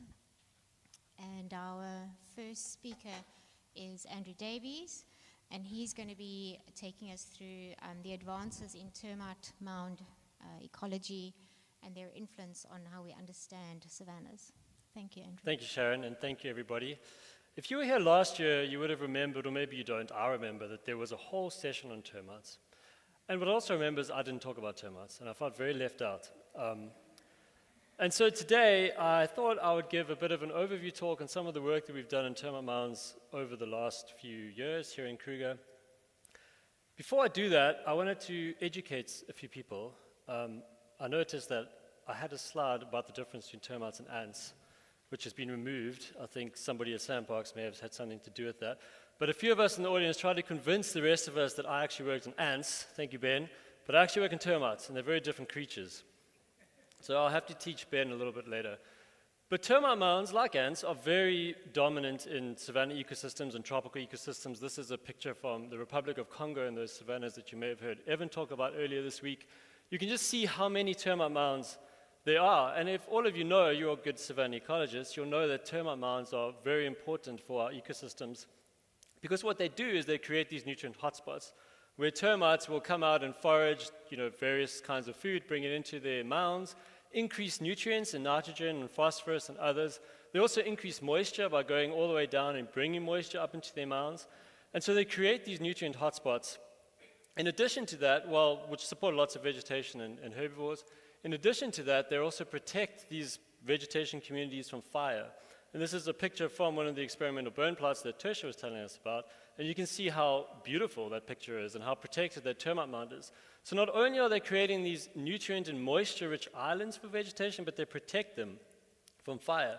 What that leads to is different vegetation communities, as you could expect. This is a picture of grasses on a termite mound here near Skukuza. If you look at some data, you can see that on the mounds and off the mounds, we have very different numbers of species. We actually have fewer species on termite mounds, but the communities themselves are very different. And in this graph over here, the triangles represent mound communities and the squares represent matrix communities. And you can just see how different they are. And what this does is it has these cascading effects on herbivores, both mammals and insects, that are attracted to these termite mounds. You can see how many herbivores are on the mound over here. You can see how it's been completely grazed flat, as if it's been mown by a lawnmower, but I assure you it hasn't. And if you look at empirical data, you can see again how high these grazing rates are on the mounds. This is just looking at how intensely used the tufts of grass are in these three different sites. And so we know that termite mounds influence vegetation, influence herbivores, influence lots of different things. But does that really matter when it comes to a large landscape? And so a lot of the work that we've been doing for quite a long time is trying to figure out the landscape scale influence of termites. And why that matters is, well, for many reasons, because termites are amazing, but also it's very difficult to study invertebrates at landscape scales. And you may be aware of this insectageddon argument and things like this about what are happening to insect communities, what are they doing, and they're just very difficult to study. This is an image from Tluria infelosi. Lots of termite mounds in that image, but you can't see them. It's very difficult to actually measure insects in general at landscape scales. And termites give us an opportunity to do that. And the way we do that is using LiDAR data, which most of you are familiar with. But most of the time we use LiDAR to measure vegetation, and that's great. But what we can also do is we can use it to measure the terrain. And by splitting these points above ground with the ground points and basically removing them, we can really look at the bare earth surface. And when we do that, we can create these images where we can see all of these termite mounds popping out of the surface and begin to study and think about, well, where are they and what is their role on these large landscape scales. If we look at what that looks like, this is an image that might be difficult to see from Waswatshaka, and you can see all the termite mounds sticking up. If we go a little bit closer, you can probably see them a little more clearly, and we can begin to think, well, what is the landscape scale influence of termites? And so we've done quite a few studies ranging from insects to mammals to grasses to trees. And today I just wanted to speak briefly about one example, which is thinking about how they affect trees. And so to do that, we're looking at Waswatshaka and Shingwetsi, opposite ends of this rainfall gradient that we're all familiar with. And we combined LiDAR data with hyperspectral data.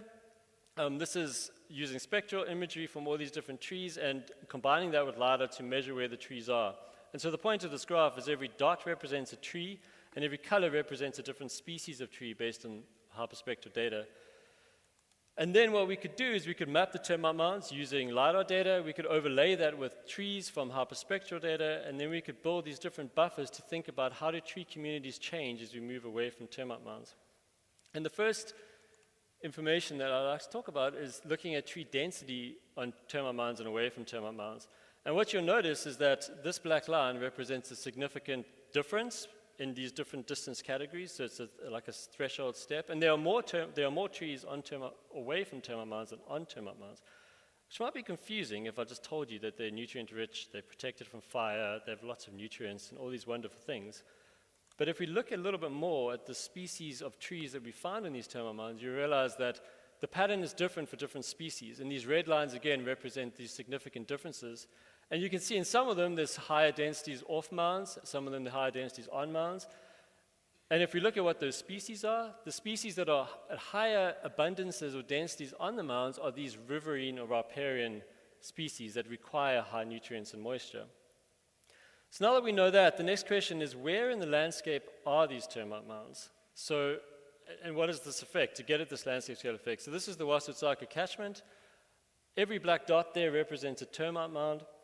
And you can see quite a few things, I hope, is that the first thing is there are a lot of termite mounds. There are about 13,000 in that image, which is about 27,000 hectares.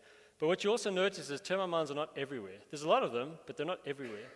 And if you do some spatial analyses, this is a Ripley's K analysis. This line over here represents what we'd expect if these mounds or these points were distributed randomly. Instead, what we find is that they are actually distributed with a spatial pattern, and that when this line is underneath this red line, we get what we call over-dispersion or even spacing, and when it goes over that line, we're actually getting landscape clustering, which you can see is happening, this transition is happening at about 60 meters of spatial distance. And so when we go back to Wasutaka, what we can see is that we can see there's a lot of these clusters that we talk about, and these are some examples of them. And when we look at the LiDAR imagery, you can see it's probably difficult, but these are different clusters over here, and there's areas without termite mounds. And when we zoom in, you can see within these clusters, these mounds are very, very evenly spaced. It's one of the best examples in nature that we have of this over-dispersion. And this is driven primarily by competition between colonies. It's interest-specific competition that they basically cut up the landscape and cut up the foraging resources and then distribute themselves among that. So this is essentially a saturated landscape where we can't fit any more termite mounds in. And when we go back to the landscape scale, we now know, okay, we have clusters within clusters, we have even spacing. So the next question is, well, where are these clusters? And this is a digital elevation model with blue being low elevation and red being high up towards Pretoria Scorp. And as most of you will know, the Wasutaka River flows through there. And you can notice that these termite mounds are essentially avoiding the Wasutaka as it comes through. And if we see it in the imagery again, you can see here these drainage lines, and these termite mounds are really situated up away from these rivers. To quantify that, we looked at the distance between the nearest termite mound and streams or drainage lines of different stream orders. And you can see that even a stream order of 1, which is really an indiscernible drainage line, termite mounds on average 130 meters away. If you remember that the over-dispersion was the spacing was about 60 meters, you notice that these mounds are almost double that distance away from mounds. And so what they're doing is they're avoiding streams, which, if you built your house underground and you couldn't move it, you might also want to avoid anything that could flood you and drown your entire colony. And so they avoid these streams. So what that really means is they're on top of hill crests. And when we look at this, you can kind of see that where these drainage lines are going in between and cutting up this landscape. Now, if we go back to the trees for a minute that we started with, if we think about what this means, okay, the termite mounds have riparian species on them. They're on the hill crests, away from the rivers. What does this mean for tree distributions? And so this is a Bray-Curtis or a community similarity analysis based off of a Bray-Curtis distance. And you can see this is really looking at the similarity between the termite mound tree communities and the riparian tree communities in these two catchments. And when you're on these mounds, 0 to 5 meters, the tree communities are very similar, really, to what we find in the rivers. But remember, they're up to kilometers away from these rivers. And as we get down, away from these termite mounds, the tree communities become much more similar to what we'd expect. So what does this mean when we're thinking about landscapes? Well, the first thing is that mounds are on these hill crests, as I've told you. And other work that we've done has shown that they influence more than 20% of the landscape on these hill crests. In fact, it's 20% of the overall landscape. On the hill crests, it's even more. And what this means is that on these hill crests, they're creating these islands of nutrient and moisture enrichment in what are otherwise nutrient-poor landscapes. They're changing the plant communities, and they're creating these islands which are attractive to a lot of herbivores and insects and many other things. And also, on these mounds, they're evenly spaced. They're not just congregated on one side of the hill crest. And that really matters because work that Rob did shows that the average distance to any given termite mound is actually reduced. And so the resource and the benefit is evenly spread across these landscapes. So that was all good and well and interesting, but that was all within a protected area. We're in a natural system. So then, more recently, we've thought about, well, what happens when we go outside of Kruger? What happens when we're not in these protected landscapes that termites are able to do their thing? And these are pictures from outside the park that most of you are familiar in the Bushbuck Ridge Acorn Hook region. And as you know, there's a lot of pressures from human communities. We heard that a lot from the rangers yesterday. There's a lot of firewood extraction, there's settlements, there's livestock. These landscapes are very different. These are some lighter images looking at, this is in Sabi Sand actually, which is similar to Kruger, and this is out on some of the communal subsistence fields. And so what we did is we took advantage of a whole lot of LiDAR data from inside Kruger, across the private reserves, and in these communal areas to think about, well, how are termite mound spatial patterns being disrupted or not by human land use? And what these blue areas represent communal grazing areas, and the orange ones represent subsistence agriculture. And so if we look at what the spatial patterns look like in just these 3 treatments, putting aside protect the private reserves for now, every red dot here or circle represents where these mounds are, and you can see the mounds have not been eliminated by no means. They're still there, but their patterning is a little bit different. And if we quantify that, these graphs are showing us on the left termite mound density across the 4 land use treatments and termite mound height.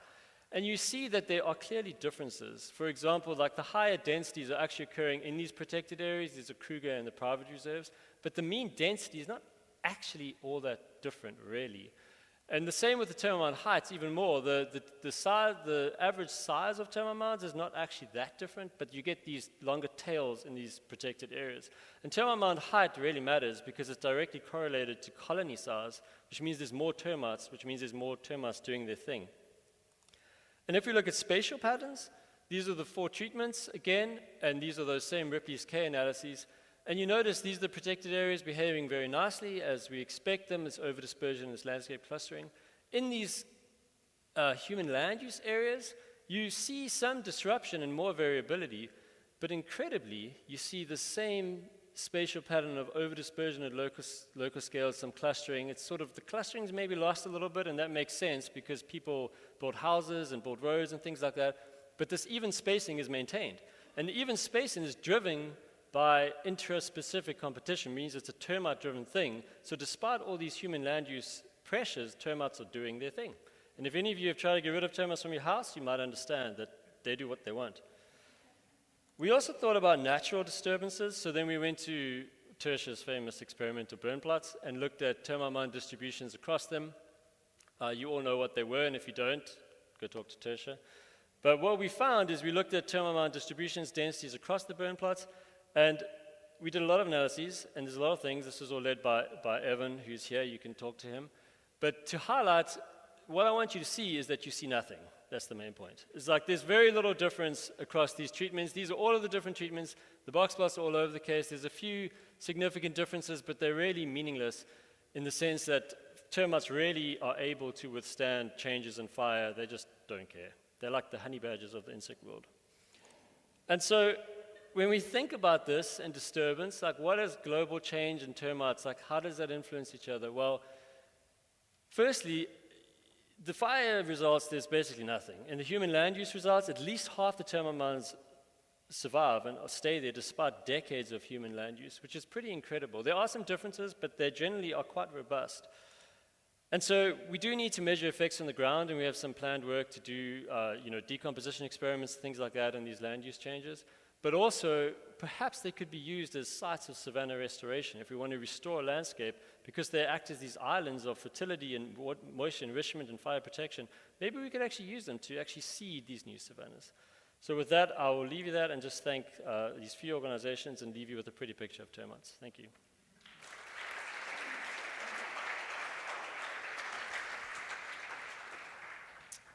thank you, Andrew. Maybe time for one very quick question. Oh, there's one up there, but I can't get to you quickly. Oh, there. Go to Lawrence.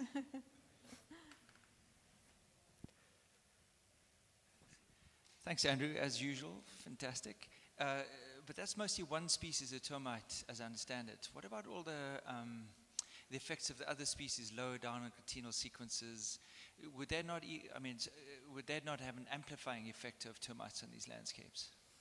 Yes, thank you, Lawrence, for your advocation for termites. This is just one genus. We've recorded 23 genera in the park. This is Macrotermes, the big one that you all see.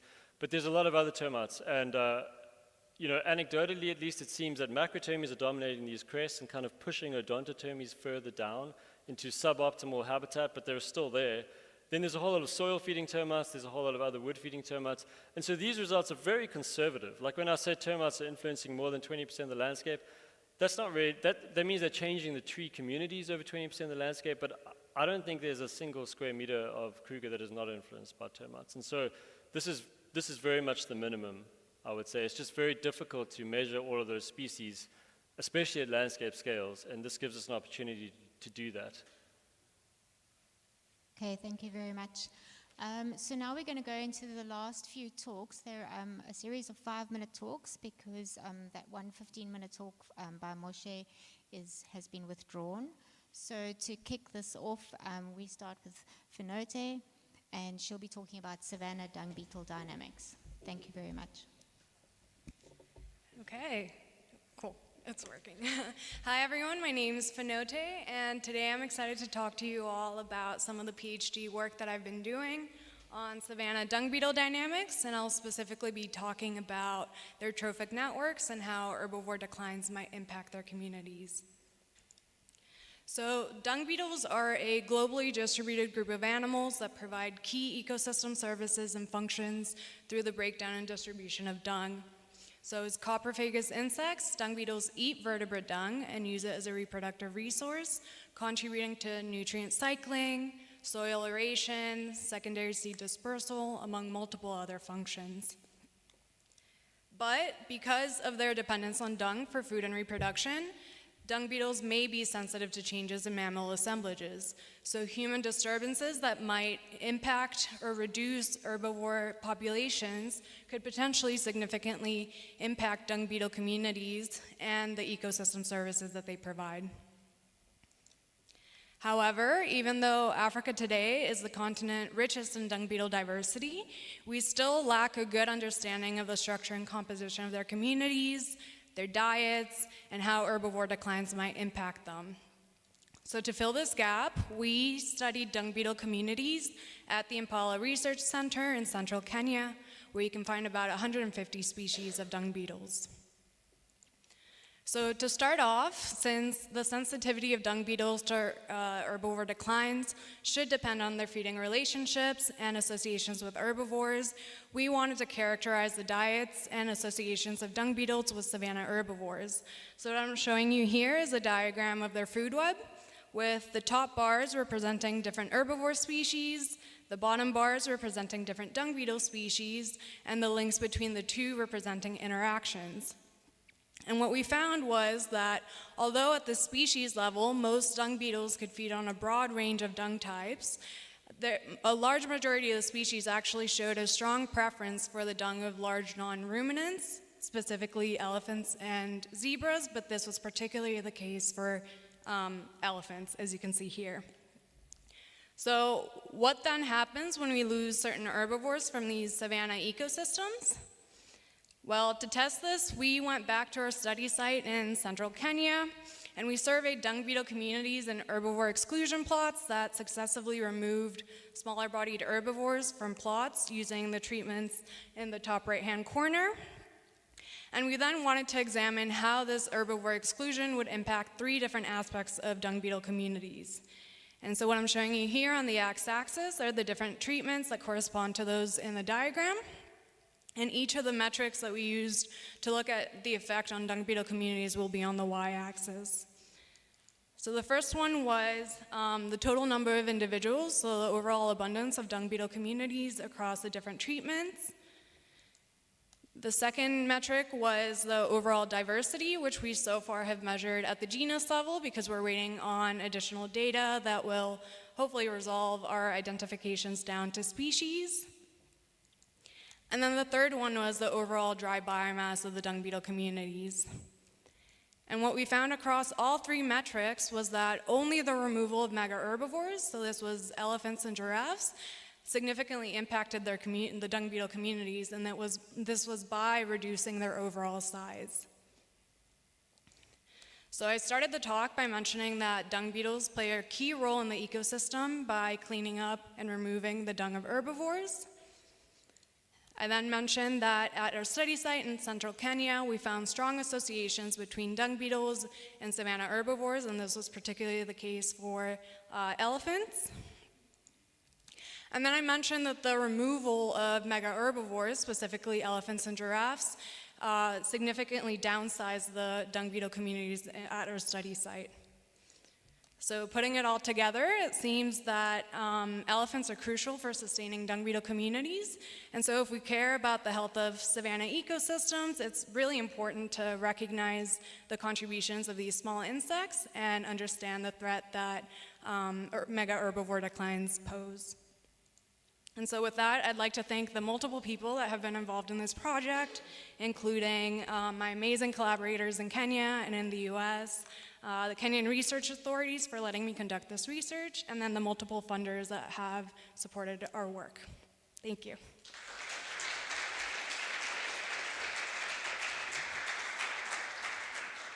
Thank you so much. We have unfortunately run out of time, and so moving swiftly on.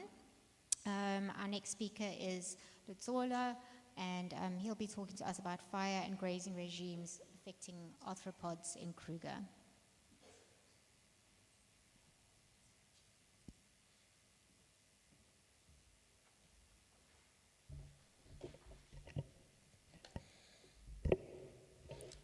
Good afternoon.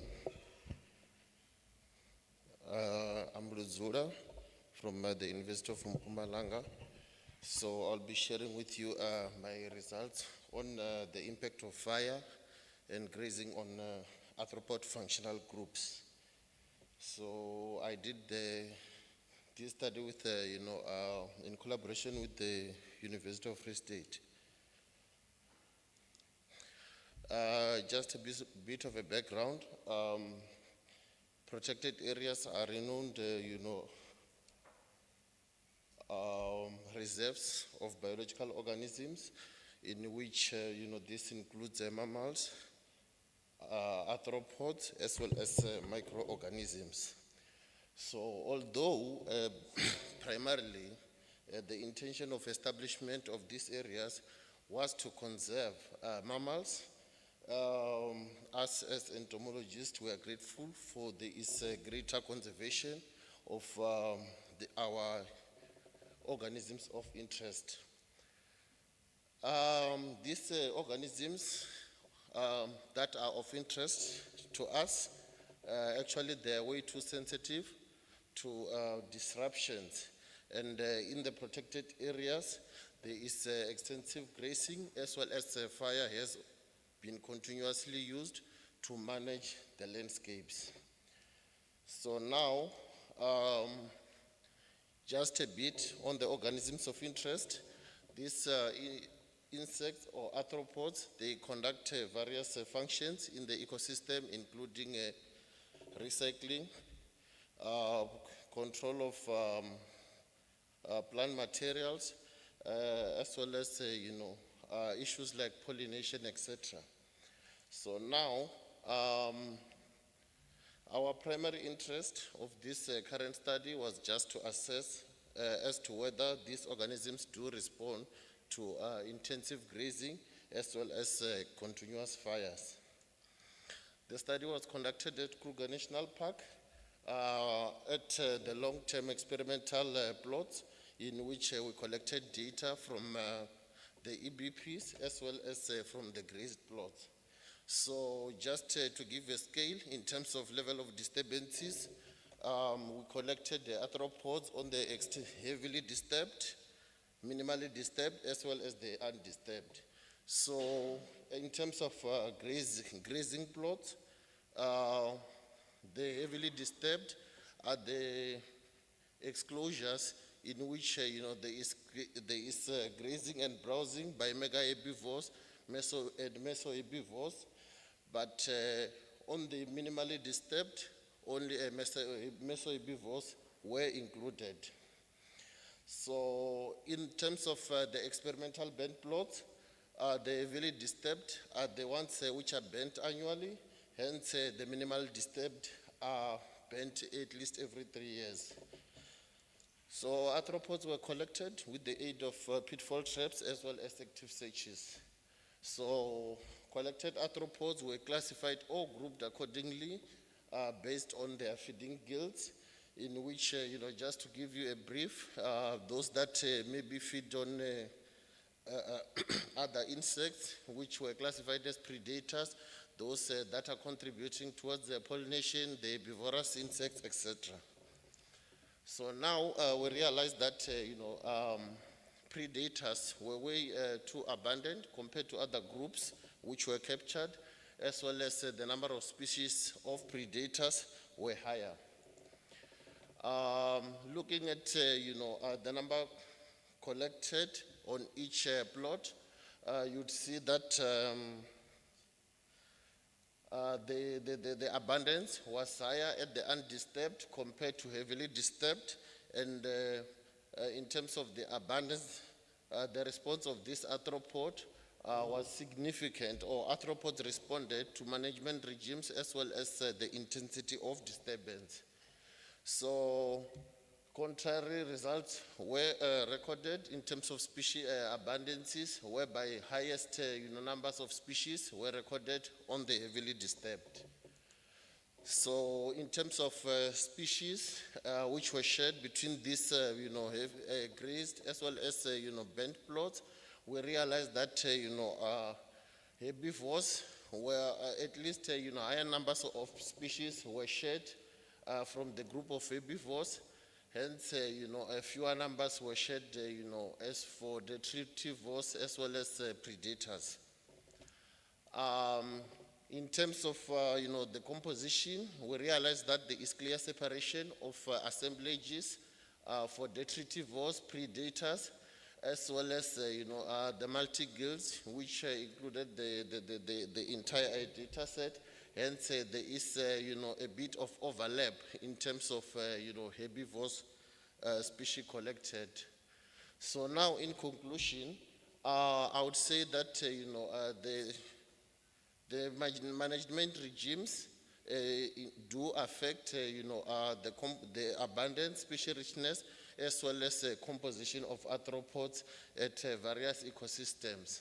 So we realize that intensive management or heavy grazing as well as intense fires do promote species richness at various ecosystems. So I'd like to thank the funders and as well as all people who assisted in terms of project coordination. Thank you.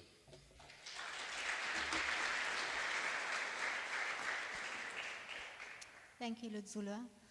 All right, this is going to be our last speaker for today, but he's going to take us through two talks, 2 5-minute presentations. So this is Caswell Munyai. His first presentation is going to be looking at the long-term monitoring of ants along an altitudinal gradient. And then he's going to be doing that last talk about indigenous knowledge around edible insects.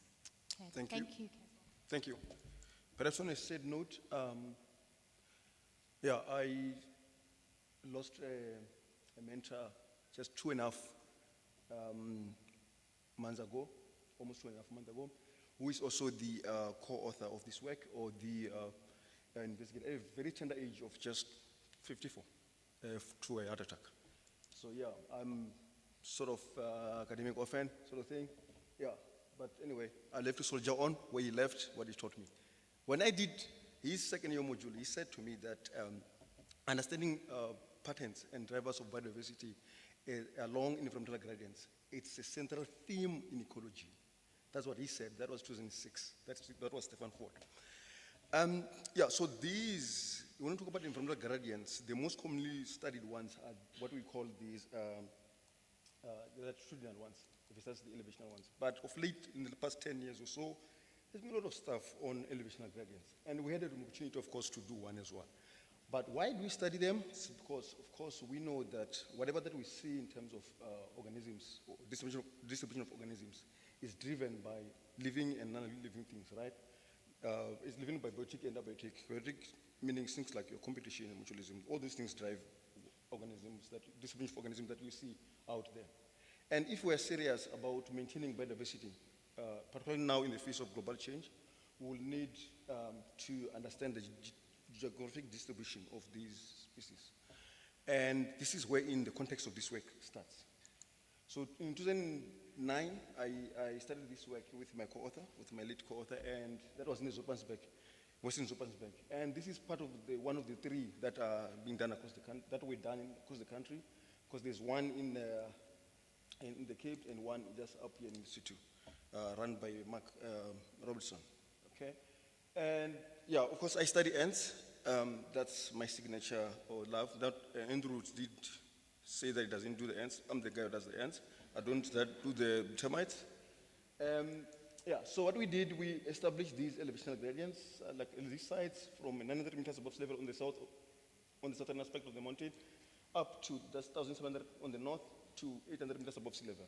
Then we have got with 44 plots along there. Then we sampled from September 2009 to, I think, 2-3 years ago, but we're still continuing should the funds allow. Okay, let's go faster, because we don't have time. What did we find? This is the case. So what you see is that, of course, as you expected, that high elevation, that's where richness decrease, but richness much highest on the southern aspect of the mountain, on the lowest elevations. Let's pass, because we don't have time. There's so many things to show, and I've got 5 minutes. So you see three sort of assemblage composition, ant assemblages that conform to the three major habitats that you see in this area. One being the high elevational stuff, the stuff that are on the northern aspect of the mountain, which are woody species related, and then the stuff that are associated with the forest and also the lower elevations in the mid to low elevation of the mountains. Pass, time. And the key thing, of course, it's these species that you can monitor and to figure out, how is biodiversity changing? These ants here, the same phenomena that you cannot put a giraffe in a grassland, right? I mean, those who study mammals, I don't do mammals. So the same thing, ants, there's certain groups that will not, these are stuff that might be in trouble in the near future, okay? And we have got these little bit of results, or things, pictures from the past, where we can tell you that, of course, the landscape in that mountain is changing over the years. You can see woody thickening, and this will, of course, have issues with some of the stuff that are associated with the major grasslands on top of the mountains, as this bush encroachment or woody thickening is increasing. 1 minute. Okay, some of this work is a really key work that is showing out, that is popping out now every now and then, coming out of that mountain. And of course, we know that finer scale things, or things like your habitat variables are the key drivers of whatever you see in terms of other assemblages there. Okay, so we went down also recently with a master student of mine, and we extended the 11 sites into 18 sites, and we went into people's yards and everywhere, including the crop fields, crop lands and stuff like that. And you realize that for ants, of course, they love it. As you disturb more and everything, the number of species just increase. That's what it's showing you. But of course, it's still lowest at the highest elevations. Recently I am also working on I studied some work now with a PhD student on the Waterberg elevation, on the Waterberg mountains, on very ancient mountains. And we are sampling everywhere. There are like 9 reserves, including the mighty Marakele up there at almost 2,000 meters above sea level. I would like to thank all these people who provided the money for all this work that we've been doing for the past many years. Thank you.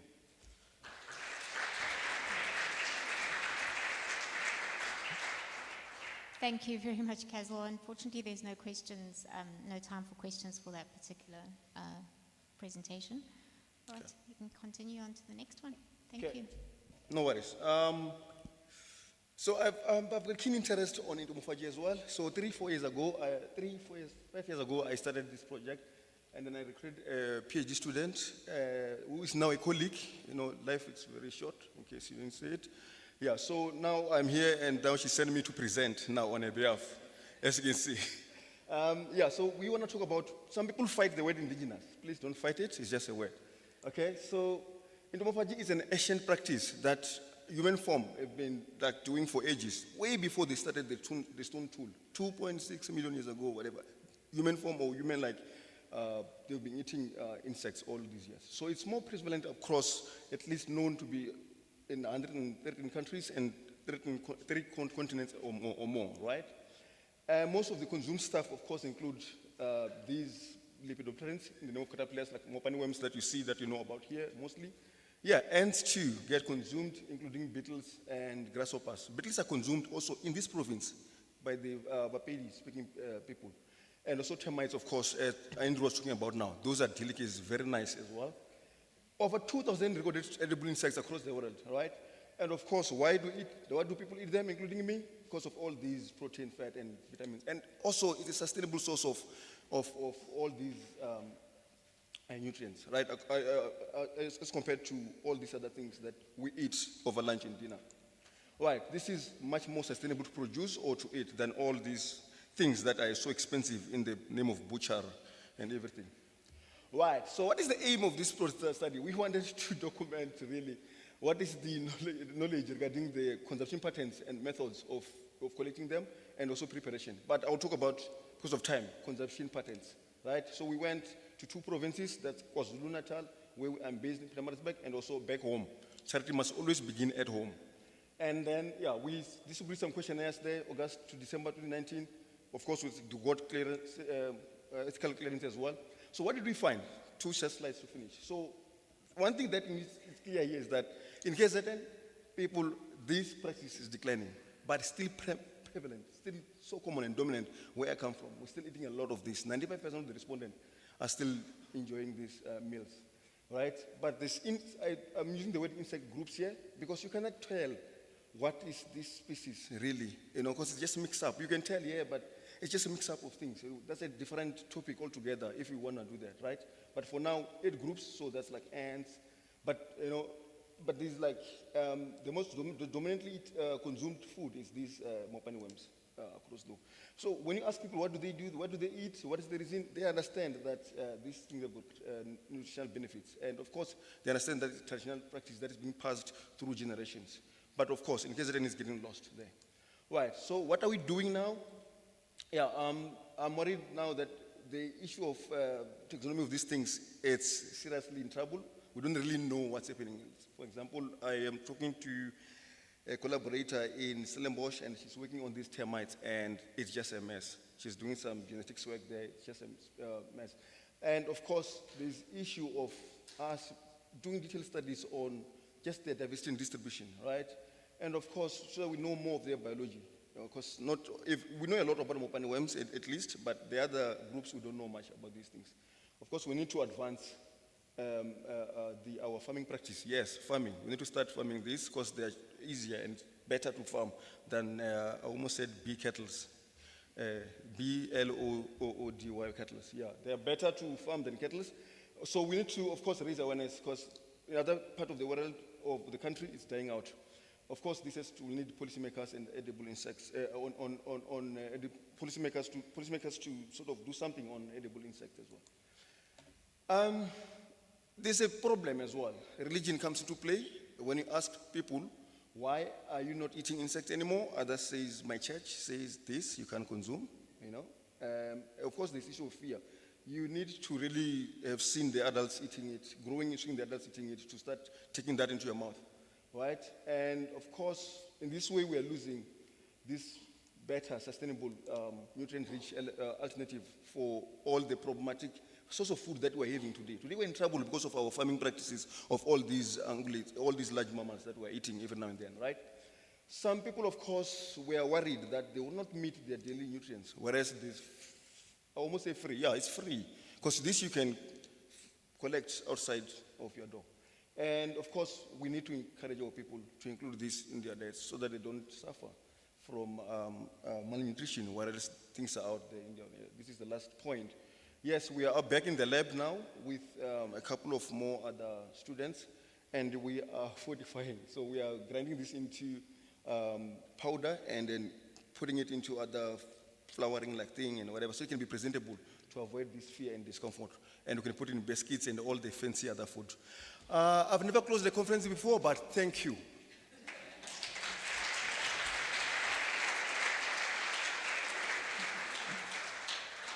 Thank you very much, Caswell. Okay, so we have officially come to the end of our delegates speaking, and I would just like everybody to give a big round of applause for this session, for all the speakers from lunchtime.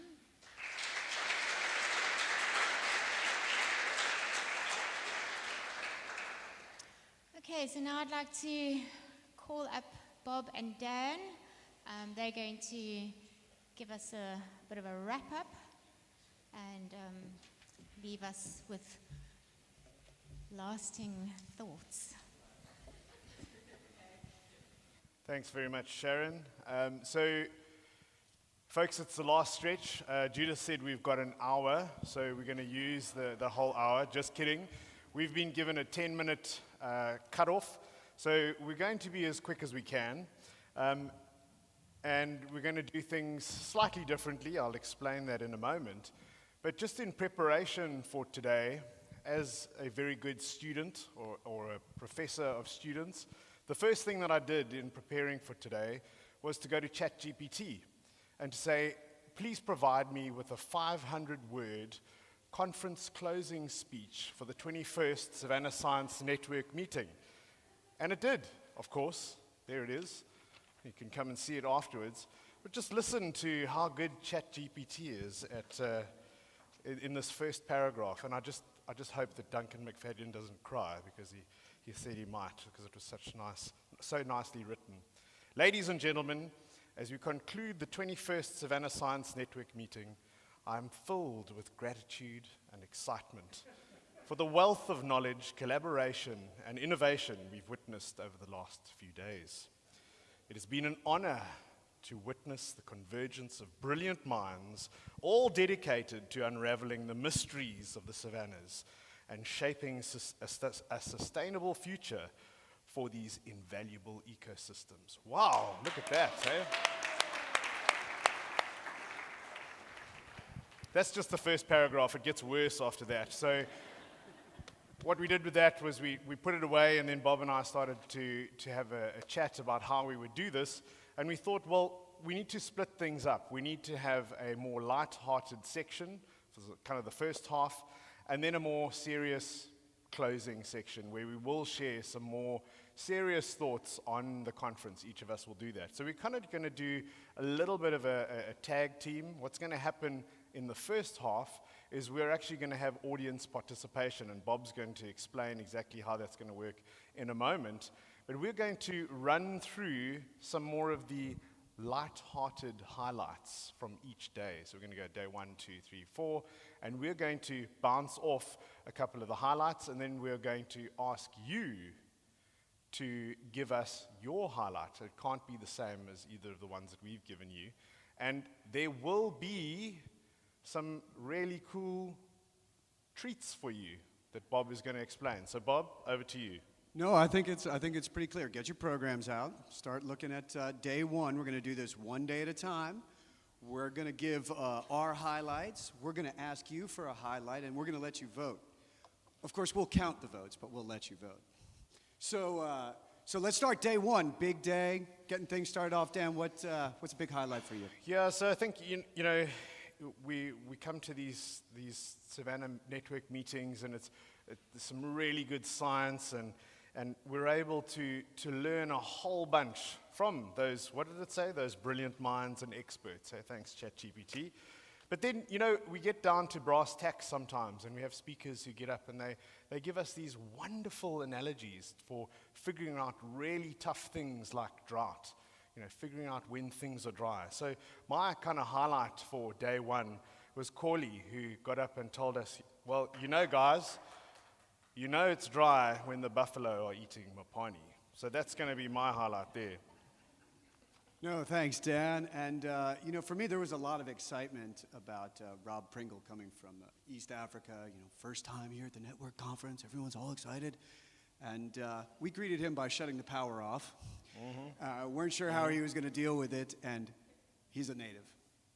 Load shedding meant nothing to him, just kept on going, took down the slides, kept going. It was very impressive. So I'm going to give a nod to Rob for going native South African with load shedding.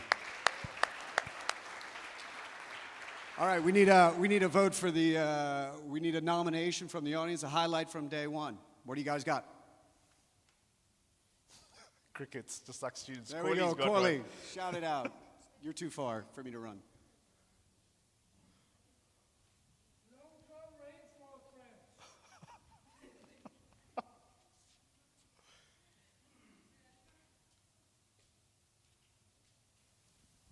Can you hear me? Yes. I just want to, okay, Tyler. Tyler, I have in my career as a veg ecologist worked a lot of the DPM, and that thing is a pain. I was almost going to use a bad word, but Tyler said that we don't need the DPM anymore. We're just going to look from the drone and all our problems are going to be solved. And for that, my friend, I am going to be forever thankful. Okay, thanks, Corley. All right.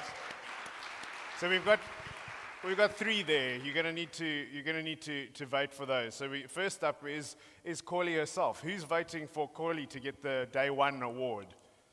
Show of hands. Show of hands. All right. Let's have a look. Okay. Rob. We're not counting them. Rob. Yeah. Okay, there's a few more there. This is strictly audited, as you can see. Yeah. And then Tyler. All right, I think you've got a winner there, Bob. Rob, you can come up and get something from the magic bag. Yeah, You can't look. You just have to reach your hand in. And there you go. Well done, Rob.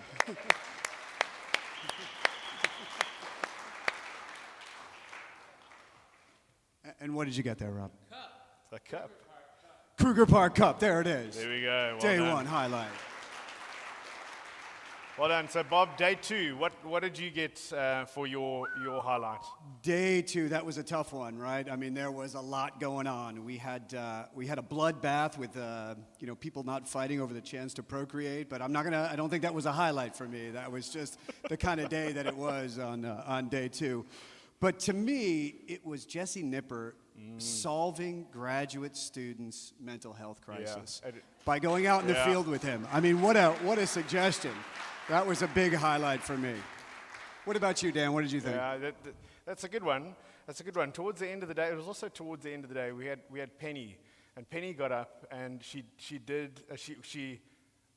verbalized what so many of us, I think, do when we're looking at figures on our laptops. She said, if you squint, you'll see an effect. And I think, so how often have we been doing that, looking at, come on, maybe there's one there. So that one would be, for me, Penny's squinting at the screen. All right, audience, Day 2. Give us another nomination. Jeez, this is worse than the first year's. Oh, there we go. Hold on.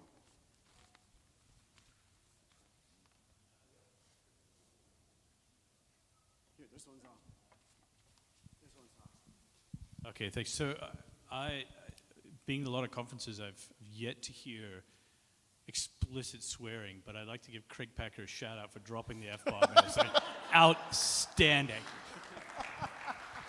The words live streaming didn't even come into his head, right, Craig? So there are 3, ladies and gents. Have we got another one? Are we allowing this, Bob? You can't nominate yourself for your bloodbath comments.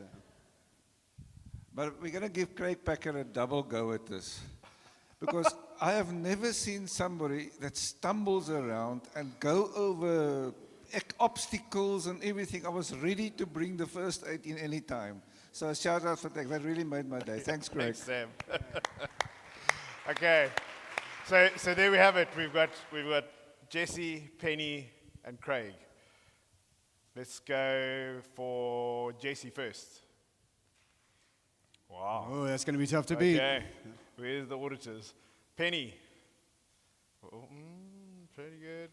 Okay, Craig. Right, we see we've got a winner, Bob. Your one. Mm-hmm. Jesse, come on to up. the magic bag. We won't even talk about the AI overlords that selected these prizes. So, what did you get? Oh. Another cup. There must be the big things in the bag you touched first. There are and no pull it cups out. left. Be careful of the puff adder at the bottom. Well done. So as soon as the PowerPoint comes on, I'm going to give you my day 3, Bob. Mine was pretty easy, I think, for day 3. I've known Janetta Salia for a long time, but she didn't look as good as this on day 3 of the conference. So my vote goes to Sam for his wonderful Gareth Hempson / Janetta Salia impersonation.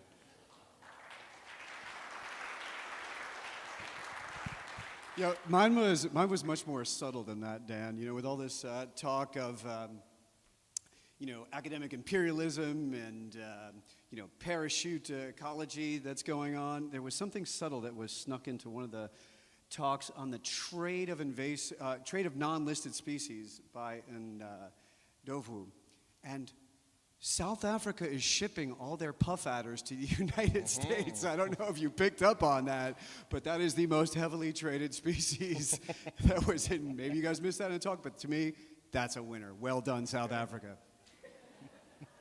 Good. Right, so, audience, day 3's nomination.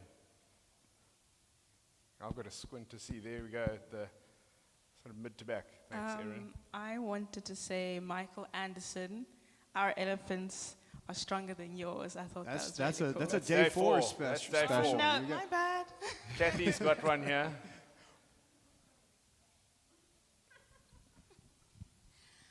All right, he's not here at the moment, but I would like to vote for Rangani Tsanwani. He's one of the rangers that came to present all the issues that's happening around Pretoria's Corp, because he even asked us to give himself a round of applause. Oh, yeah.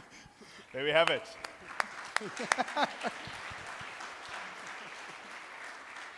So our 3 are Sam / Janetta. Who's the second one, Bob? Rangani. Rindani. And then Ndebele. Bongani, hey? Yep. Rangani. Let's have them. Number 1, Janetta.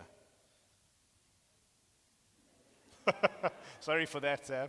Ndebele is the Rendani, hey? Was that second? Yes. And then our Pretoria's Corp section ranger. Okay, it's clear. There we go. He's probably not here. Kathy, come and select for him, please. Hold it. What? You think you get to pick for him?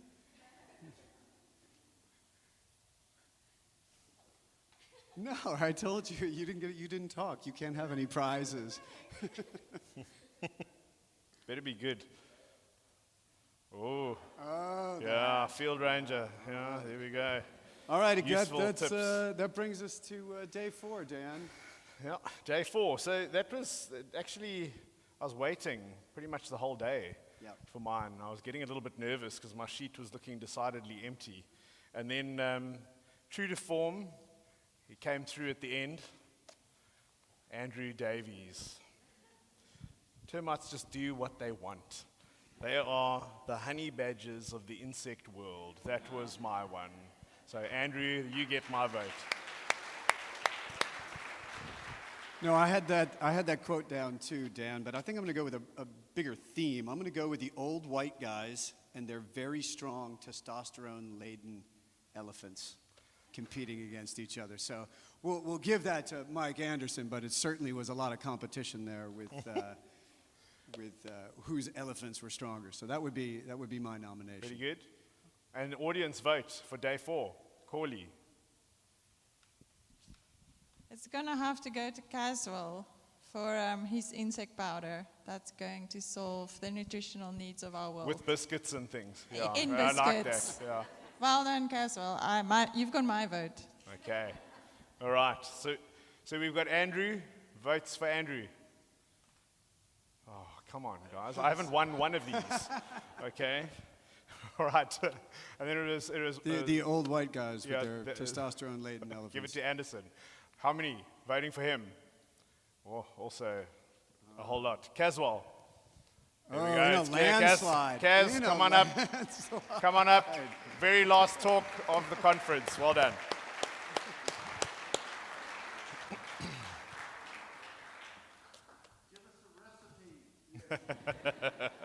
You can have everything that's left in the bags. Yeah, no, you can't have the bag. Well done. Okay, folks. So that's the sort of the fun side over. And what Bob and I have done is that we've each kind of pulled a couple of points to just kind of touch on a little bit more seriously, and then we will wrap it up and hand over to the real boss over there to close things out. So, Bob, take it away. Yeah, I'm going to leave us with a challenge, but I hope a lot of you feel like I do, where I have a strong affinity for this conference. It's the only conference I go to, and it's not because I'm a Savanna ecologist. My day job is chasing pythons out of the Everglades. But I come here because I'm always challenged. I always learn. I leave with meeting great new people and new collaborations. We also have a lot of fun, and it's in a great place. What I've come to learn, coming to this for a number of years now, is that we're not going to agree, right? We're not going to agree on which driver is most important. Is it going to be soils or fire or plants or herbivores or predators? I was accused of being plant blind this conference, and guilty, plant blind. We're not going to agree on that. We're probably not even going to agree on how to solve our issues and conservation issues and ensuring that we have savannas into the future. Should we put up fences? Should we pull down fences? Should we have invasive species? Should we get rid of invasive species? Or does it all not matter? It's all just dynamic. We're not going to agree on that, but here's what we are going to agree on. I think that we all have a shared passion for savannas and their complexity and their beauty. I think we have a shared passion for science and using science to solve problems. I also think because you're here, we have a shared desire to be in a community of like-minded people, right? And when I think of this community, and I think of the potential of this community and the knowledge that we have about savannas, about theory of savannas, applied aspects, about solutions, it's unmatched. And then when you think about this group and you think about the network and the network that we have into institutions around the planet and the people that we touch on a day-to-day basis, and then you think together, here's a group of people that want to listen and sit through 4 days, one session. That's it. We all did it. Just everyone here sat and watched everyone else, right? That means you want to listen, you want to learn, and you want to grow from other disciplines. But here, in this amazing room, in this network, here is what we're not doing. We are not leveraging this network. We are not making the most of this group of people to deal with the issues in Kruger Park, in savannas, and our global conservation crisis. Right? So this is really an opportunity, a missed opportunity. And I don't think it leaves me empty if I say, hey, see you next year. Great. And I'll grow my personal network and I'll feel rewarded. I think we have an obligation, and this is why I'm going to issue a challenge. And my challenge is that we need to put this network to use for more than the betterment of our personal network. So, my question to you, how can we develop a more meaningful, outward-facing side of this network? What is our message to other scientists? What is our message to the public? And what are the tangible actions that we can take?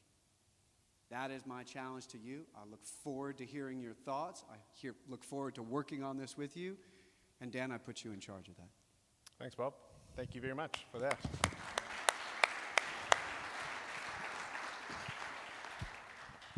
So, folks, I've got 3 last points, and they're pretty quick, I think. 3 points that I want to make about the conference. There are 3 things that really kind of stood out for me.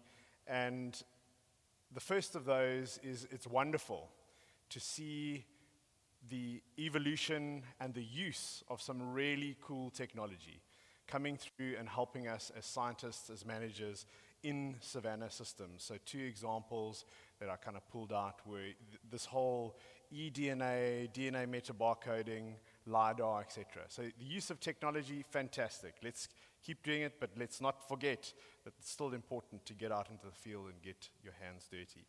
Second point is that I think this conference really demonstrates the really cool collaborations that have started and have evolved over time. If you just browse through the abstract book, you'll see large numbers of authors on many of the abstracts. And many of those authors are also people who are not just the usual customers in terms of, or the usual suspects in terms of co-authors, other academics from academic institutions. We're seeing managers and folks from the conservation authorities being authors on those papers. So it's great to see the high levels of collaboration. I think also the third thing that is very important, if we could just get the slide back for me, that would be wonderful. There we go. For an international conference, and that was what the Savanna Network meeting has become, it's fantastic to see the diversity of speakers and the diversity of ideas that are being presented. But, just like Bob, I want to throw in a little bit of, or 2 caveats essentially to think about. Like they say in Afrikaans, a little bit of a klip in die bos for ending us off. Of our African presenters, only 35% of our African voices at this conference were non-white. And the second one is that all of our synthesis, longer talks, were given by white males. So I think we've got a bit of work to do. But if, like Bob says, we put our collective heads together, we can start to move the needle in the right direction for the right reasons. And this doesn't mean that we just stop all the international people coming to the meeting. That's not what I'm saying. But I think there are some creative ways that we can start to tackle these issues, as Bob mentioned, parachute science, helicopter science, all this sort of stuff. Let's work together and let's move things forward and keep this meeting being one of the premier international ecological conferences in the world. So with that, I'll hand over to Judith. Thank you very much, folks.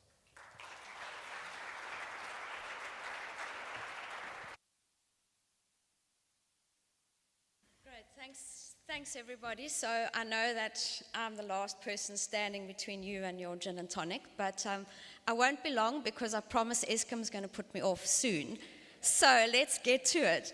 So really I'd just like to close the meeting, but also thank a number of people. So I'm not going to go into individual thanks because it's just going to take too long, and there's a lot of people that need to be thanked for this successful meeting. So let's start at the beginning. It takes, what do they say? It takes a village. Well, in this case, it takes scientific services. So really just going back, we start putting the abstract together. We have a number of reviewers. We then format the program. We decide which sessions that it needs to go into. So to everybody involved in the program, shout out to you.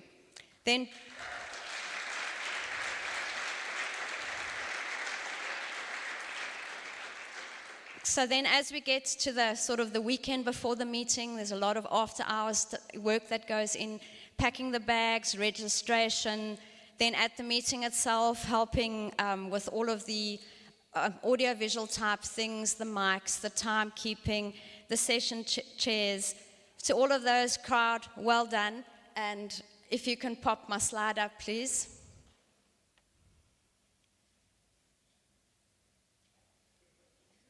Okay, well, there we are, thank you. To my group of people, you guys were stars, thanks very much, great job.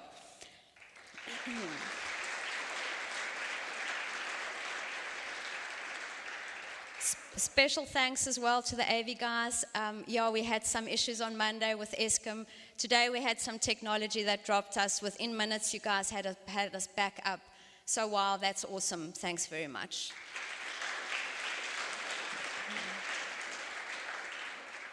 So then we move on to the meals. I think we'll all agree that we probably ate too much this week. And so the meals we do a little bit differently. So Cattle Baron is responsible for all the lunches and all the treats that we had at the teas. But the evening meals, we try and connect to society, and we actually get the local communities to do the meals for us so that we can financially support them. So to the school, church, and nursery school, a great job. Thanks very much for that.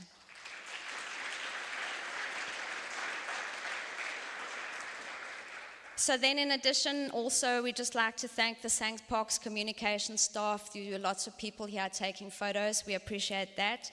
Special thanks to Jackie in Mpumalanga Promotion. She puts hours in. So let's give Jackie a big hand, please.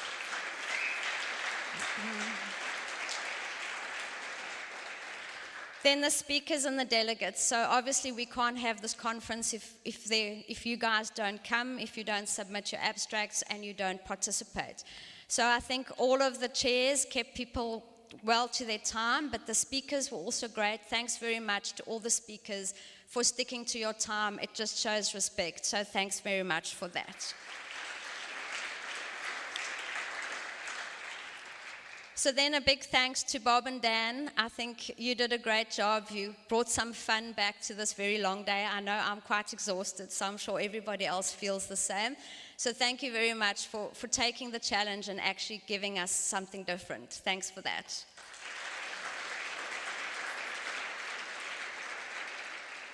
So I think I'm pretty much finished. So just 2 extra points. Please remember to fill out the questionnaire that Samantha put the link on the WhatsApp group. That really just helps us improve our meeting, but also make sure that we keep the meeting relevant. Then dinner is at the same place tonight, so we'll have the nursery school that will be treating us. So arrangements stay exactly the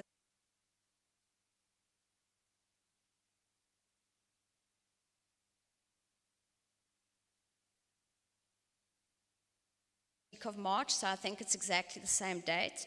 So safe travels to everybody. Thanks for your participation, and I hope to see you all again